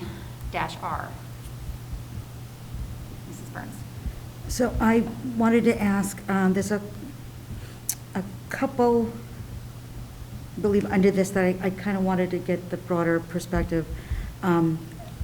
It's more so additional clarification with regards to the requirement aspect, which Dr. Brown was kind enough to add. My thing is there enough clarification for someone like a parent to be able to read it and know how to execute it? One of which is where it says, on number 1A, parent or legal guardian must request permission to hold home instruction on an annual basis. My question to you, in that, is that clear that the parent needs to seek it out through the superintendent or central office to make that inquiry, A? And then under C, it just simply says the committee. This is not one that I've ever dealt in since being on the board per se, so that's why I'm bringing it forth. It just simply says that the committee delegates. It's presumed it's the school committee as opposed to a separate committee that's done created as a part of reviewing, requests for homeschooling.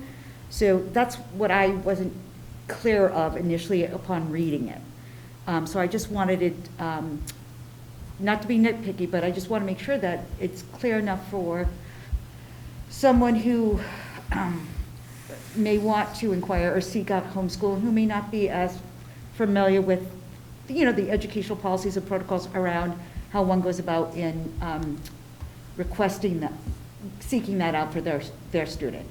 So I just wanted to throw that out for thought.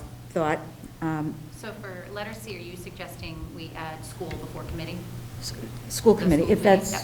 yeah. Does anyone have a problem with that? I think that makes good sense.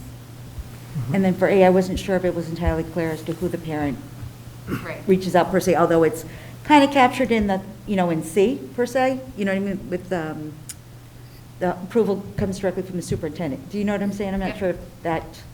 I think B follows A, so the parent or legal guardian must request permission to hold home instruction on an annual basis. A home instruction application form, so it seems to then tell them there's a form that it has to be submitted to the Okay. superintendent. And that's That fine. makes- And is that again- okay? I hear what you're saying. If you just read A, you're like, well, how do I do that? Is it an email? But I think then B clears that up.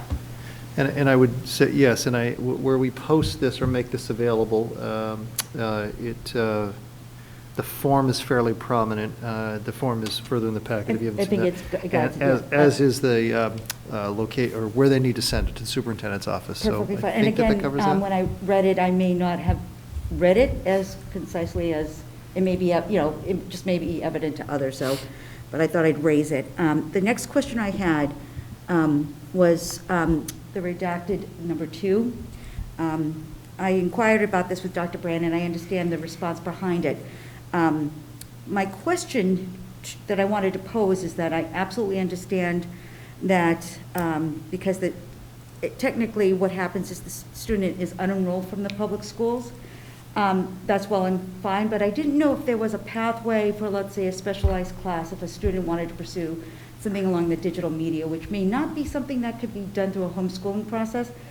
I know there's a pathway to petition the superintendent on it, but the thing is I don't know if there was like because it's technically not a student of Wilmington Public Schools, I didn't know if there was a pathway for parents who may have a student interested in those fields, that there's, whether it be per fee-based or you know, and or if the class can be accommodated, you know, if there's, availability in a particular class, you know what I mean? I didn't know if there was something like that because, and what I referenced in asking that question was down in 6 of our policy currently that says, the committee will act in a responsible cooperative manner to ensure that all children in the school district receive competent, adequate instruction.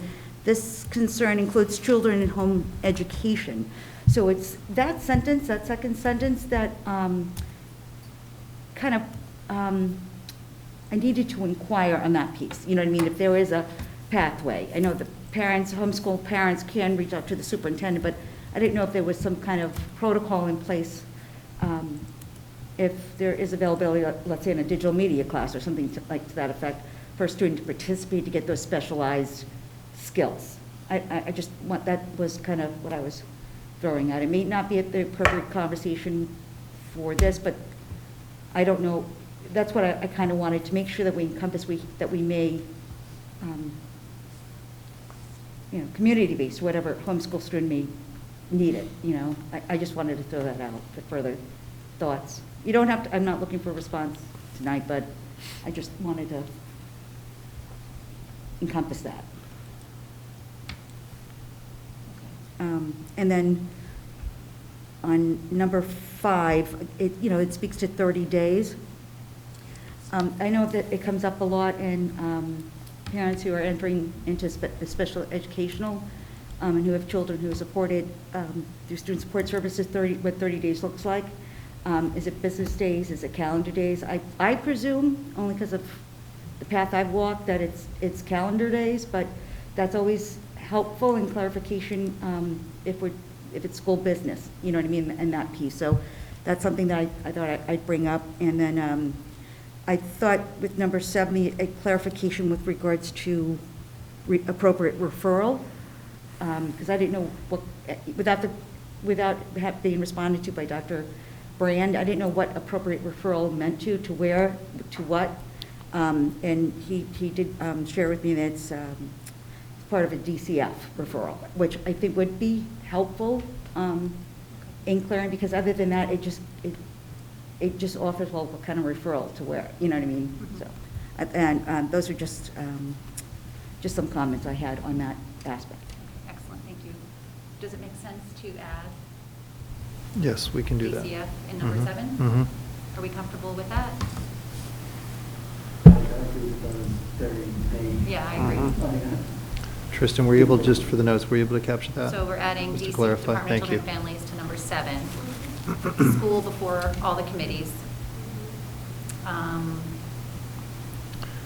Clarification to the 30 days. Yep, Is that thank you. right? We'll seek that, yep. And So then we can take number 2, if no other board member, if the board members want to crunch on it, but I don't mind taking it offline to, you may have some protocols or something that doesn't fall under this policy procedure that you developed, or I just. But I just wanna one, make is sure that there's the access to the classes? Which one was that? Yeah. Yeah, the specialized classes and supporting, Right. I understand, and I'm grateful for your response to that, but I think, and that would, I just would like something. Okay, so I actually wonder if we shouldn't, we can make those changes, but then I think this might need to go back to the committee. Policy. Sorry, Committee. the Yep, policy. no, subcommittee, Subcommittee. yeah, So yeah. we'll hold on this one, Mrs. Dixie, for the second reading. Okay. That would be perfect. Thank you. Thank you, MJ, we appreciate it. All right. All right, next we have IHBG-R.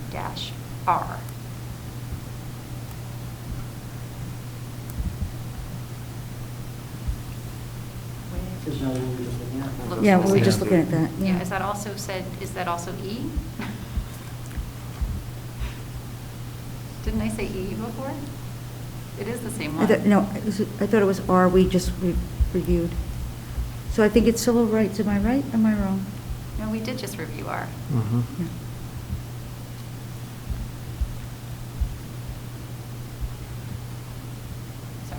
how many homeschool policies are there? 2?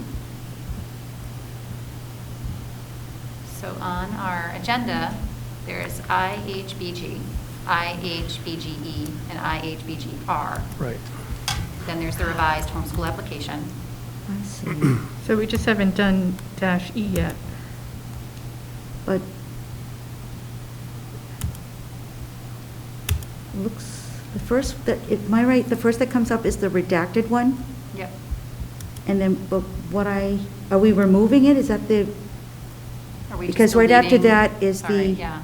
right after that goes back to IHBG. So I'm wondering if the, I think that is a reduction. So it looks like, yeah, you're So the removing whole it. thing, so the whole thing is, To go back to the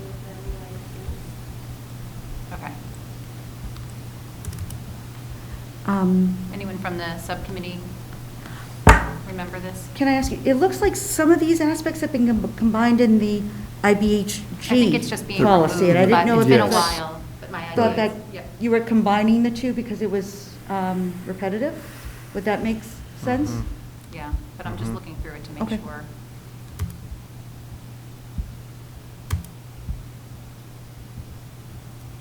It sounds like more law-driven, That seems to be correct. rationale. Just deleting. We were just deleting it, so Yes. that will come Yeah. back. So unless there's an issue, this will come back as a second read to Mhm. delete, to remove this from All right, but to handbook. clarify, it's encompassed in the... In the other two. Okay, good. Thank you. Okay. All right, and then we have the application.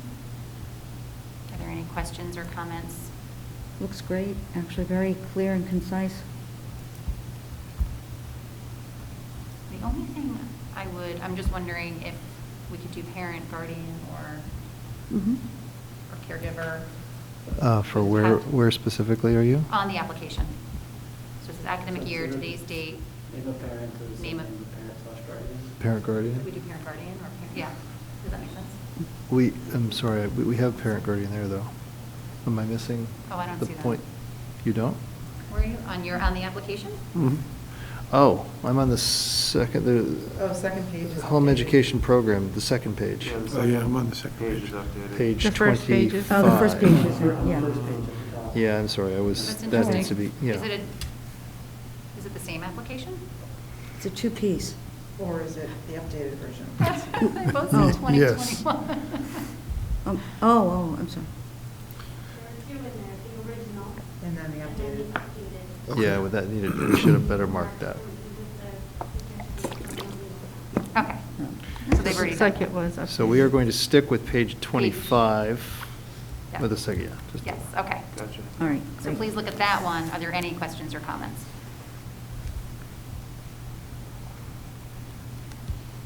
Um, Can yeah, I do have a quick question. Sure.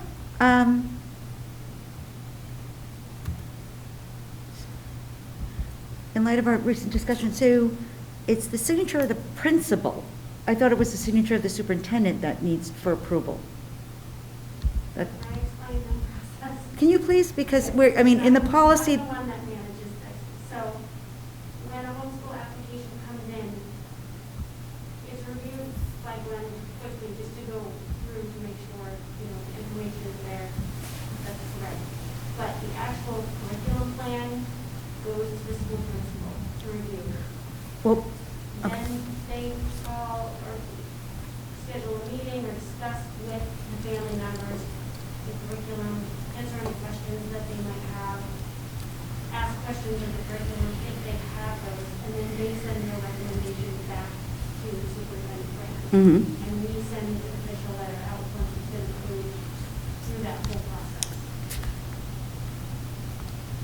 All right, only because because now I was totally confused, because in the policy, through homeschooling, it has to be approved through the superintendent's office, and this Doesn't say. application only has the principal sign off after all that's done. I know that there's a separate letter, but there's nothing on this application, which I'm sure is filed somewhere, with, that it's been reviewed by the superintendent and he signed off on it. Do you know what I'm saying? Our official letter that goes out to them is filed with this application. Oh, okay. And the curriculum. Right, So well, we have all of the documentation in one file. it's just misleading, though, if this is you know what I mean? If this is just, Well, and I explain that process Right. to everyone. right, So when I get the application and I contact the parents to let them know what the process is, if they haven't been homeschooling already for a long time, I do let them know that it goes to the principal first, they will be contacted by the school, and then it comes back to the superintendent for final approval, and then we send their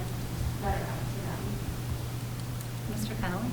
Can I think if I'm recalling the conversation we had correctly in the subcommittee, because you sort of highlighted that for us, I think a lot of that is why the policy, the main policy, the sub-policy all say, you know, are approved by the superintendent or the designee, because essentially in this case, the designee, the superintendent's designee is the principal at the individual building responsible for the curriculum plans, so.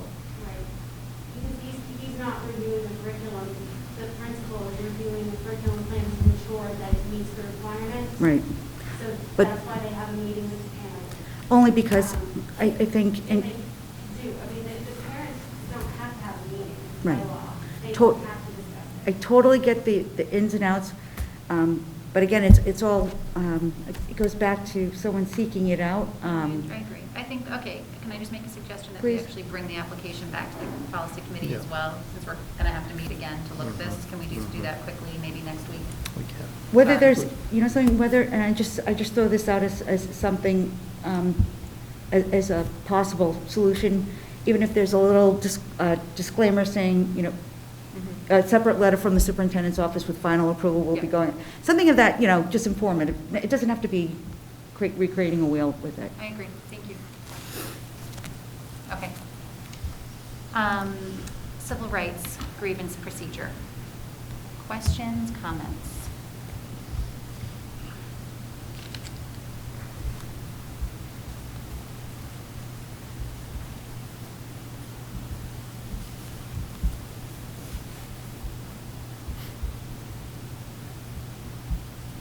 You good? Okay.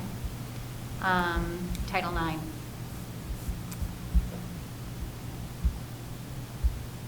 Questions, comments?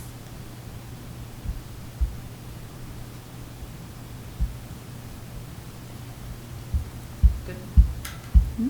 Okay, all right, so those last two can come back for a second read next time. Thanks, everyone. Sorry about that. Can I just say, I really, in seeing what was before us in the packets to review and compare and contrast, I really want to thank, and share my sentiments to the policy subcommittee and the work for everybody involved. And this is yeoman's work, and the detail and the level of thought that's gone in to revise and strengthen and update these policies is just incredible. I just want to thank the time and investment that you all are putting in on it, and it's greatly appreciated by this member. So. Thank you. Well said. We haven't even done as much as we anticipated, so thank you for that. Our last item is F, school committee protocols. Mr. Raxel, do you want to just say a quick thing about this before we review? Sure, so the protocols is something that I think we did the last 2 years. I believe we started it 2 years ago. And went through minor revisions last year, but it was mostly the same as what we originally started with. And this year, because of the abundance of work we were doing in the fall, this didn't rise to the top of our priority list. But we still thought that it was an important thing for the committee to review each year, one, because in case we do want to make any alterations and amendments to it, but also just as a reminder of the protocols under which we operate, our roles, the way that we communicate and conduct ourselves in meetings. And it's, even just to read it through is a good reminder each year that this is the way that we want this committee to operate. And having written it down, it's more likely that we will actually run the committee this way, but only if we read it. So it's before us again for us to discuss and make any alterations that anyone wants to propose. I have actually a couple of small things that I can mention, but before then, are there any comments or additions, subtractions, amendments that people are thinking of for this year? most part, I'm always very happy with them. I think that, and it's nice to read them and say, oh, we do that, we actually do that too, we do that. So I think that has been a good guide star for us. Can we make a decision on whether school committee is going to be capitalized or not? Because that drives me a little crazy.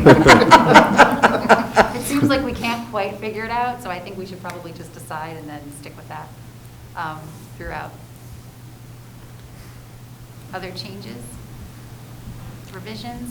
I just want to say, I really do like this aspect, in the sense that it's, it's our commitment to one another and to our community, to, as a board. It's a commitment to one another and our community to operate professionally and respectfully and, help be role models for, contributing role models, I guess, for others in that sense, that work can be done even when you can agree to disagree. So I do like and I thank you for bringing this forth as well. I'm very grateful tonight, mind you. Any revisions you'd like to see? I'd be interested in Mr. Ragsdale's David, what do you input. have for us? So I have two thoughts on them. The first is under our communication section. We have, for at the very beginning, meeting inquiries, we forward to the chairperson for a response. One thing that we don't address in our communications is any protocols about responding to community members in general who email. I'm particularly thinking of when people email the entire committee. That I think that we've been generally, again, usually the chair is responding, on the committee as just at least an acknowledgement that we received the communication. Sometimes, of course, it's emailed to the committee and Dr. Brand and to 7 other people at times. And we don't, I think, have a formalized idea of who's supposed to respond on that, but we don't want communication to just go to the void. And if individual members also respond, so if all 7 of us receive an email, as frequently happens, someone emails the entire committee, so is there supposed to be an official response? And if individual members respond to it, do they need to make clear that they are only speaking on behalf of themselves versus speaking on behalf of the committee? And I wanted to throw that out as a discussion. So I can only speak historically as individual members elected individually to our seats. We all have the right to respond to our constituents. And granted, I, like yourself, I know what's happened is they'll email individually, not knowing that, not knowing that everyone else may have gotten it. There's been situations I know that I've been included on a group email that it hasn't been sent to all committee members, just a selected few. In those instances, and it depends on the topic, mind you, in the instances with regards to when I know and it's clear and Jen has said, look, it appears we've all gotten this email, I'm comfortable in deferring to the chair to respond on behalf of the board. If it's not clear, and sometimes you can't tell whether or not it's been sent to others, and if it's the same thing. I'm getting in the habit, because Jen's very good with communicating, that I'll ask her if she's received it or not, or you know what I mean, we all got it. That's great, because I know that typically, she'll follow up on behalf of the board.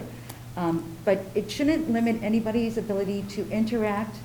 And I've done so briefly, not in the depths that, Jen may have responded to, depending on the issue. But it shouldn't limit anyone's ability to connect with their constituents. Some people know others on this board better than others, and in that piece, it's good. You know what I mean? It is a balance, but I would never want to, in the sake of working together, I would never want to, in the same right, prevent anybody from hesitating to respond to a constituent if it's something that.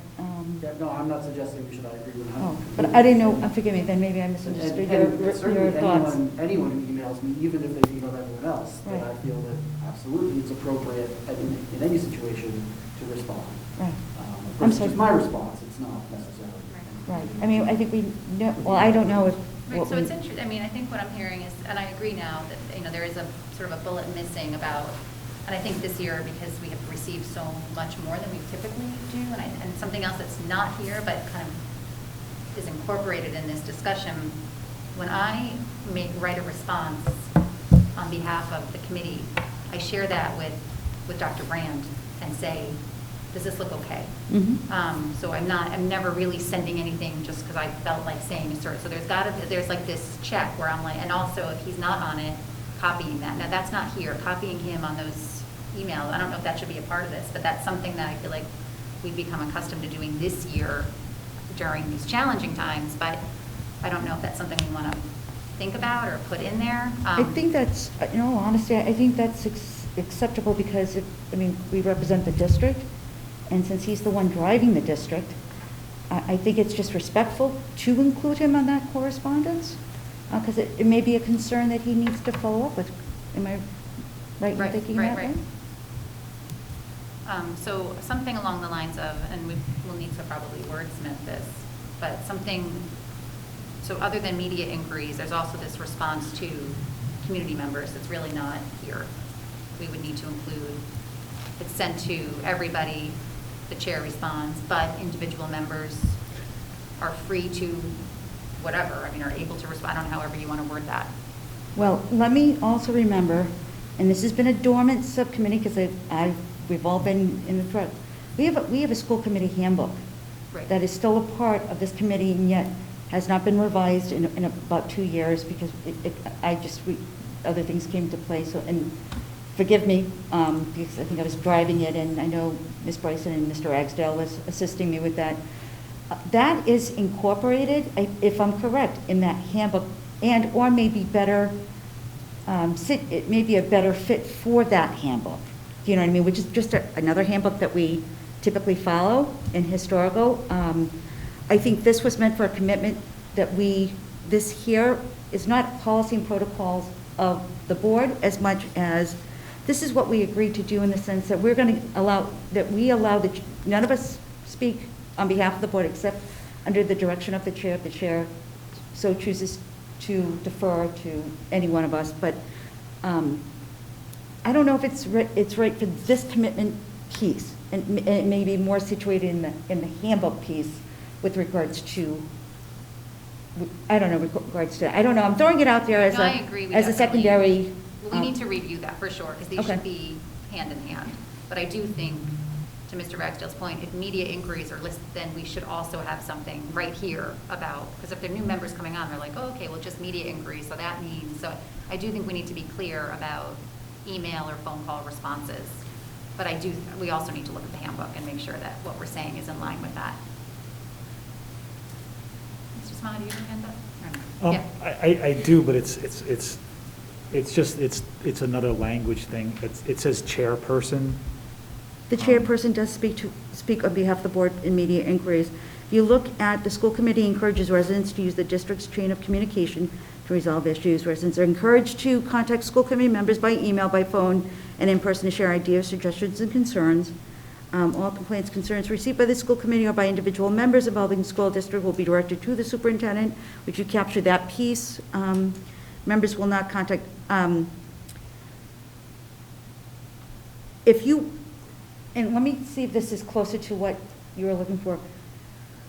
Are we trying to come up with a commitment for each other that if, let's say, all of us get the same email by a constituent, that it will be the chair to respond on behalf of the board in its entirety? Is that closer to what you're seeking? Because that's what's not included in that, and I'm just trying to get the rationale. I think I'm just trying to get a feeling if there is an expectation that in addition to whatever individual responses committee members may wish to give, which, as I said, I agree 100% that everyone should feel free to do, is there some kind of expectation that there should be a response on behalf of the committee or from the chair, at least to ensure that there is a response to emails that come to the committee? I got to be honest with you, and I'd love to crunch on this more. I don't want to make a permanent decision tonight, if that's all right. But I really would regulate that to whomever the chair is in their term to presented to the board at that juncture. I'm not against it, you know, I'm not for it, you know what I mean? I'm all, you know, by any, I think I need to crunch on it. I'm not against it, I don't think it's you know, I don't know how I feel about it. You know what I mean? I haven't thought about it, let's put it that way. But I don't think it's a bad thing, but I don't know if it's a good thing either. You know, so, but. Okay, so that, it seemed to me that that's something that's not reflected here in our communication protocol, so we're thinking about. The second suggestion I have is under the meeting section. So the second bullet under the meeting section says that the chairperson and the superintendent are responsible for creating the agenda for each meeting. And I was thinking that it might be something to add, something on the lines of members who wish to suggest an agenda item should contact the chair. Something along those lines to indicate that although the chair and superintendent are responsible for creating the agenda, that all the committee members have ownership of the agenda and are able to request agenda items and be part of that process if they wish. Question. I'm sorry, I don't mean to take anybody's. You were the only one that had your hand up. Sorry. 'Cause I'm thinking right now, so I'm throwing this out. Not a bad idea, you know, because I think that's a commitment that each of us need to make to add to it. It should, you know, any interest to reach out to the chair. And maybe you can, and Jay and Jesse might be able to clarify this. Usually there is this is the thing that I'm not sure of what's transpired because it's been a while for me. Was there an onboarding process for when you first took your seat? You had a meeting with the chair. Steve sat me down and gave me an orientation. Did you have it with Glenn as well? Glenn had not started in the district yet Okay, at that time. all right. Typically, there's an onboarding, and that's Yeah. something that's. I did. Yeah. Yeah, the both of us did. And did you? Mine was not Joe's quite the oldest same. here. That's right, that She was- kind that of was a little slipped in. different. No, usually it's an onboarding process with those things that discuss. I think, you know, to your point though, I think it's great in saying that, you know, as a part of being an active school committee member, because I think each of us plays a role in contributing to the board and the betterment of our school. I think something along the lines saying that, you know, we're an active working board, it's everyone's responsibility to bring forth topics for discussion. I don't know how you even want to phrase it, but something in that sense. Do you know what I mean? I That think kind that of, sounds like a great addition. yeah. So maybe, can you work on wordsmithing that for next time, and then we'll Yeah. bring it back, and maybe we can vote then?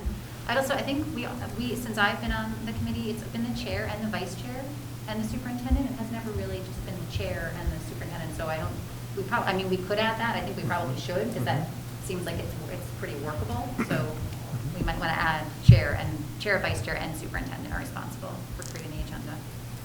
And Mr. Smaha? Yeah, I just want to add, I think that language is in the handbook, so I think that maybe looking at the handbook, Yeah, I agree. because saying, you know, each member, you know, should forward and, you know, any ideas for agenda items to the superintendent, to the chair, I've read that somewhere, so it's got to be in the, it's got to be in the It is in the handbook. handbook. Yeah. So I think that maybe including that in there. And then the So only we'll other do thing that. that. We'll take a look at it side by side. And the only other thing that I just want to add to this is, just out of consistency, it says chairperson as opposed to chair. And just Good point. making sure that gets, Tristan, if you have a Word copy of that, Change. could you send me a Word copy instead of PDF?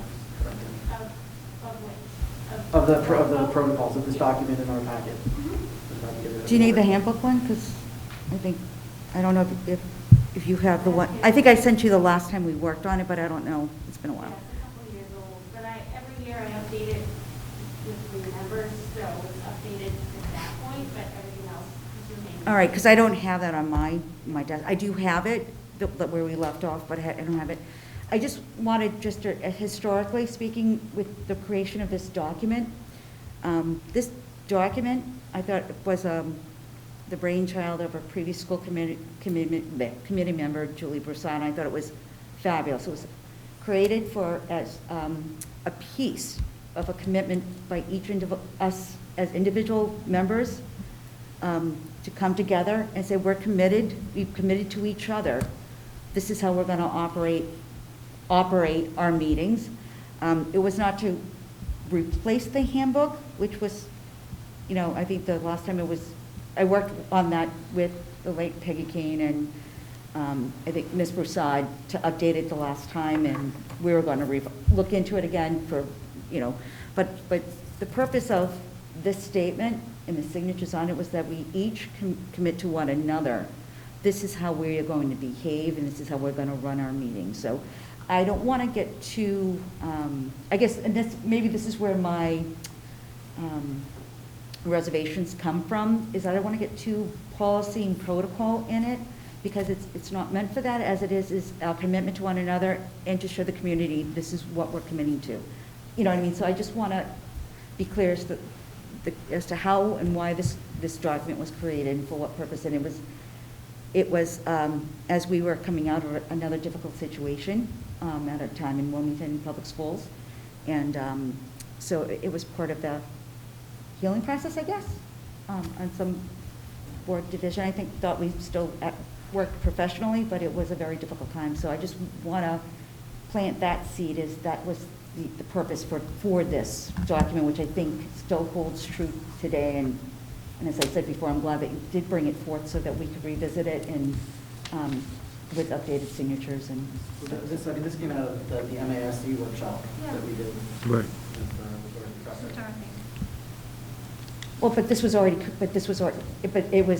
but it was created prior to that, though, is what I'm telling you, by Julie Prasad. And then I think it certainly was. I remember the workshop that you discussed. There's another one in existence, which is very similar to this. Not like this one, but it's very similar, just to let you know. So, just if it makes a difference. I just, No, very good, thank you. I want to make sure that's exactly why, well, it is, right? It's the same thing, it's just written differently, so. Yes, exactly. All right, so we will wordsmith this a bit and look at it alongside the handbook and bring it back next time. Okay? Make the capitalization consistent. Thank you. It's my only Not driving complaint. people. And adding vice chair too, right? Item 8, we have other reports, subcommittee reports, and I do know we want to come back to the conversation about MCAS. So are there any subcommittee reports? Mrs. Newhouse. Because I missed the last meeting, we did have another CPAC meeting on December 10th, and we had like 7 parents attend. We've had 3 of those parents have stepped forward to be on the, actually 4. 4 of them have stepped forward to be on the board, one of them to be a member at large for this year. So there's still room for positions if any parents are interested. And our next meeting, I believe, is going to be, I believe, Thursday the 28th. Excellent, So thank you very much. we're making good progress. It's good news. And thank you to all the parents who have stepped up and are willing to help. Absolutely, thank you very much.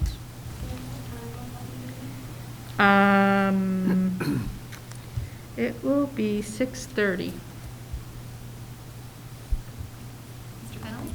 I just wanted to mention that WEF met yesterday, and the curriculum grants are going to be coming out. I know that they come out this coming Friday, and my notes are scribbled, so I apologize.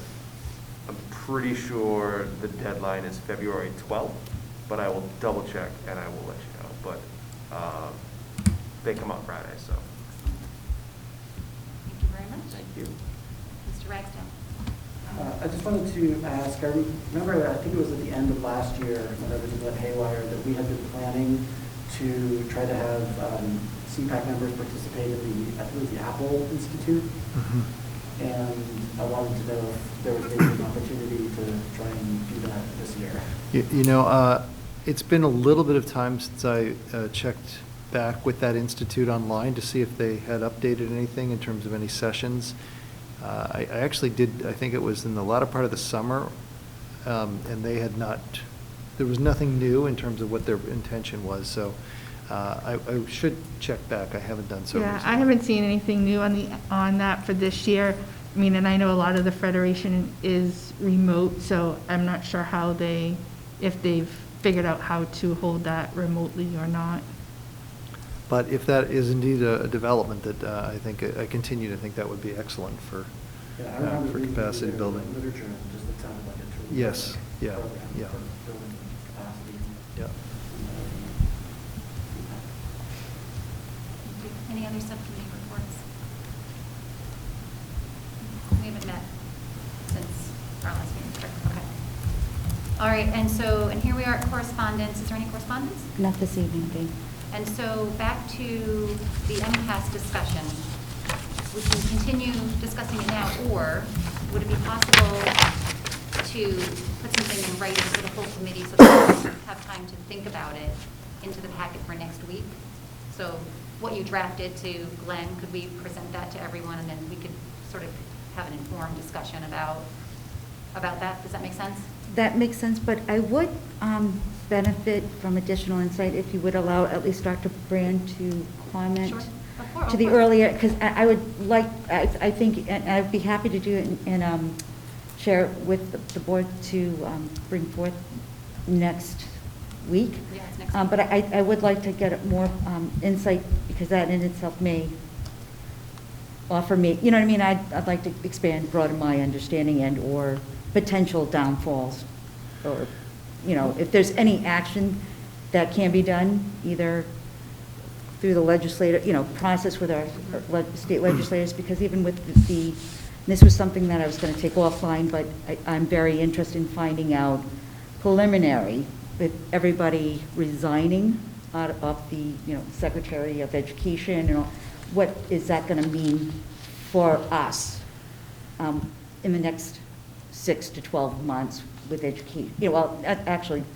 things are going to be changing shortly, but, you know, that state, I don't know if there's going to be an influx, or, you know, we're still trying to drive education in the state.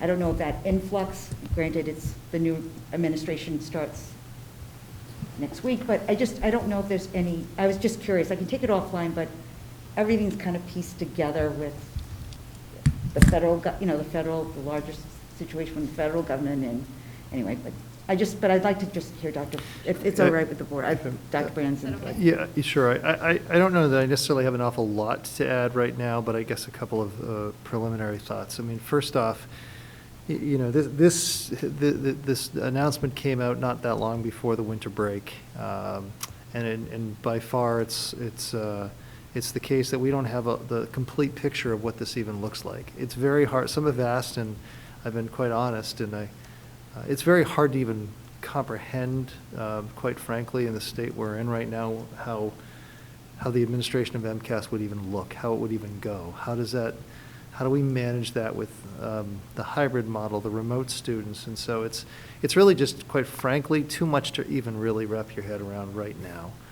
I mean, it is. That's not to diminish the idea of the importance of data collection as it relates to, you know, student performance, and perhaps on one level even more arguably critical at this juncture in terms of learning gaps. So there's something certainly that is inherently important, I think, in that. But what does it in fact look like? What are the expectations of districts? And so some have also asked, is there an effort or a movement for, say, superintendent groups to band together and formalize some sort of statement?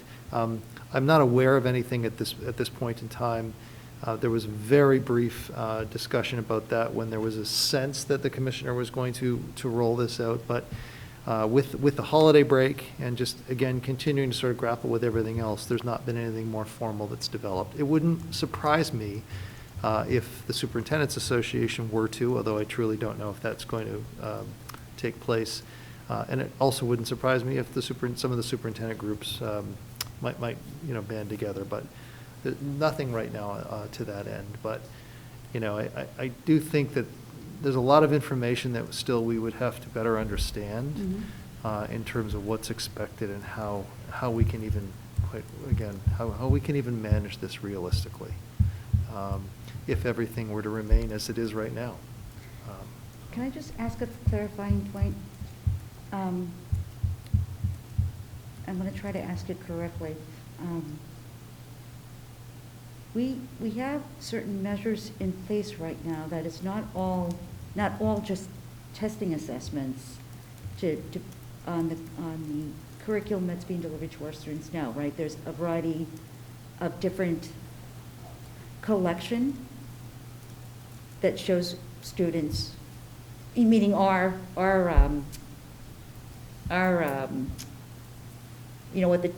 the teachers need to meet with regards to how the students are learning in their classrooms.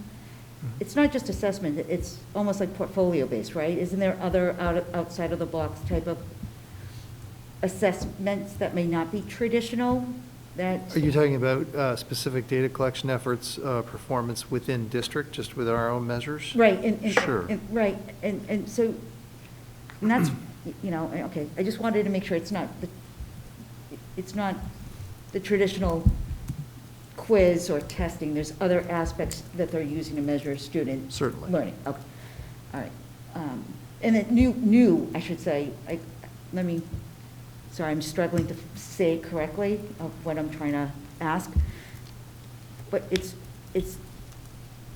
different approaches to assessing our students. It's not something that we've used historically pre-pandemic. I think that's what I'm trying to ask, that there's, we've given them the ability to measure student learning by non-traditional ways. Is that like portfolio, using like a portfolio piece and not for special education necessarily, but you know what I mean? Teachers are collecting assessment data since the pandemic started. I know I'm struggling to try to ask the question. Ms. Elliott, I don't know, would you want to add anything? Are they using any new tools to assess student learning currently that we hadn't previously used pre-pandemic, I guess is what I'm trying to say. I'll maybe defer, if I could, to Ms. Elliott. She might have a different sense. I think that we, teachers have had to become really creative. Right.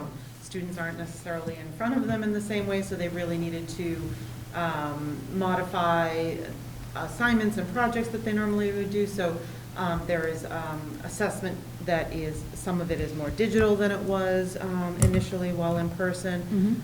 So they're really looking at, different ways to collect the data we normally collect, but also thinking about other assignments and how to glean information about students' performance against the standards based on their teacher observation of them in small breakout groups, anecdotal record keeping, that kind of thing as well. So using all different modes in order to really determine how students are performing against the standards. Great. Thank you. I appreciate it. Thank you for being patient with me as I try to struggle what I was looking to try to ask, really. But that's helpful. Any other questions or comments? I had a question. I mean, just like a comment and question. My first comment is 100% support what you're talking about with that letter and stuff concerning MCAS. So, the other part of this is, do you know did we adopt a resolution through the mass delegation? Wasn't there something adopted, some language about MCAS? I don't recall that. Yeah, we Was it- voted the committee voted to approve the MASC resolution, basically saying there should be no MCAS this year. Oh, thank you. Yep. Clearly didn't. Actually, the resolution was, I know the discussion was that they said to postpone it for 3 years. We actually voted to amend the Yep. resolution to take away the moratorium for Right. 3 years. Thank you for, But I think the original resolution went through at MASC as it was worded. that's right. Do you got Yeah, more, that was, Mr. I was just curious. Oh. We had- Give me just a minute, I have my notes right here. Any other, while you're looking, any other questions or comments?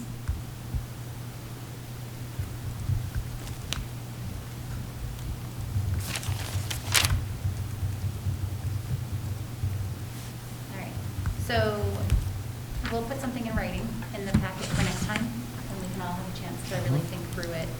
I know we probably all have different opinions and whatnot. Yeah. Can I ask, what would be the intended outcome of that? I guess Like, what are we? a possible solution to it is that DESI should, oh, What's that? take it, no, I'm so sorry, this is not a good time of night for me, I'm impulsive.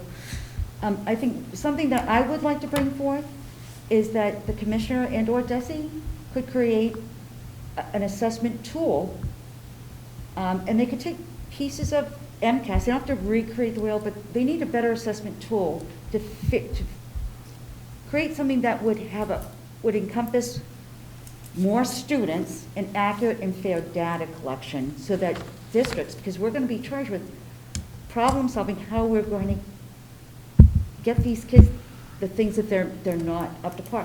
A new tool should be used to assess. It should have a mental health component because so much of what's going on right now is, and in the learning losses, is a mental health component. Do you want to adopt a resolution that calls on the commissioner to do some of these things? Is that what you're? That's what yes. I think it should fall under DESI and however that needs to be created, but I think there needs to be different times in society like these, I think require a different tool to measure what they're looking to measure. I think how they're doing it with an MCAS, I'm all about data collection with regards to where we are with the student learning losses, absolutely.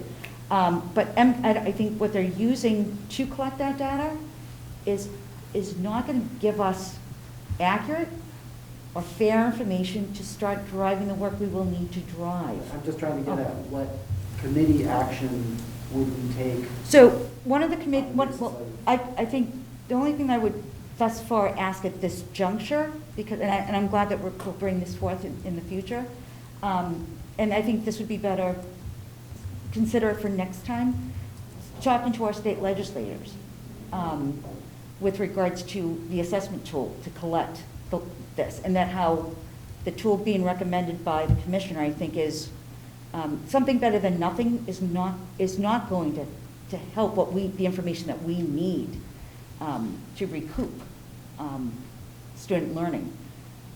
We need to charge them now, but start the discussion about creating an assessment tool that will encompass the losses, not just academic, but mental health and social and emotional that our students are facing.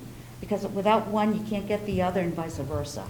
And we should start that, I guess I'd like to push that discussion with Commissioner Riley to start considering that, because this is going to go on for the next couple of years, the impacts of where we are in the spring, where we are now. These impacts are not short-term, they'll be long-term. And there'll be long-term solutions that we will need to work towards. I think we need to start opening the discussion and pushing them to create, by whatever means, either through the Department of Mental Health as well, to create an assessment tool that encompass where the losses, the percentages of losses of our students' learning, as well as their mental health. I mean, it's vague. I mean, it's general, but I think we need to start opening the discussion to start talking, to start driving this. Steve. Oh. All right. Mr. Bjork and then. So I think we fully understand your position, but I think what Dave, if I may, I think what Dave is asking, what's our end goal for next meeting? Are we looking to develop a resolution? What is our goal for the next session, aside from just discussing? Right. That to go to my state legislature, to go to our state legislators, that I can talk on behalf of the board, that would be one goal. I'm going to go anyway, but it's better if it's the consensus of the board. I mean, I can always talk to my own concerns. But it's so we're looking to develop bullet points for you to bring to the legislators. Yes. Okay. And I plan on, again, going through the Division I, and I'd like to collect up more data to see if there's anybody else on that same, in MASC. I'll talk to Glenn Kuchar to see if there's been any discussion. Mm-hmm. So, but that's I think the only action by the board that can be done. But again, anything you can bring forth. Okay. I was just going to say, I think that the discussion itself might bring about, whatever the decision, whatever we decide as a committee to do, I think is going to be determined by that discussion. So I think having that discussion is what's going to drive what ultimately we decide to do, whether it's a resolution or whether it's, whatever our choices are. But that discussion is going to drive that. So I think the way I understand it, and you can tell me if I'm wrong, is that it's about having the discussion so that we can be informed and make a decision about how we want to move forward, whether it's a resolution or whether it's whatever. Mhm. Is that correct? That's correct, and anybody can reach out to MASC and other Mm. resources too. And I would encourage, because I think one's own research and questions to bring forth to this discussion will only Mm. benefit all all members, I think we should talk at length with Dr. Brandon. without question. Yeah, to just make sure whatever we're discussing is also supporting their needs and the needs of our students. That would be the primary goal. Okay. All right, thanks, everybody. Thank you. Thank you. Future school committee dates, we get to spend a lot more time together. So January 20th, we have the superintendent's recommended budget presentation, and we're really asking for that to be pretty much, Dr. Brand, the only thing on the agenda. Yes, Is that Madam a Chair. commitment, or except for this now, but other than that, that's a commitment? One other small item, very, very small, that is it. And Yes, maybe an ma'am. update, obviously, to the Structured learning Yeah. time, yes. All right, we will accept that. Yes. Can we have executive session? We have executive session That's prior. correct. 6 or 6:15? I think 6 o'clock. Okay, I would perfect. suggest, yes. And then January 25th, we have the town manager budget presentation, and that is through Zoom. It Correct? is, Yeah. yes. Please. Yes. And then February 10th, we have our regular session here again in this room. If I can, that'll be the Sure. budget hearing, typically the budget hearings that. February 10th. February 10th. Yeah. Again, it'll be Zoom. I think this came up a little bit earlier, but would we come back next week to the student learning time? Yep. regulations? Yes, For sure. yes, the intention would, Was it that other than the budget and that, yes. and now maybe a little bit of this? Maybe 4 other things. but we'll- Just one more. I feel like every time we do that, it just winds up becoming, and our attention really needs to be on the budget, so obviously the SLT is super, we have to talk about that next time. So we will, David and I will do our very best to keep the focus on those two things. And when can we expect to get our budget books for next week? For next week, it's actually just the presentation itself that will be in your packet at the end of this week, most of which you've seen already. The full budget binder will be in advance of the budget hearing. Correct. In advance of February 10th. Yes, Okay. yes. Excellent. Any other comments or reminders or? No? Okay, so we need a final motion to adjourn. Mrs. Burns, seconded by Mr. Smaha. All in favor? That is unanimous. Thank you. Good night, everybody. Good night. Good night.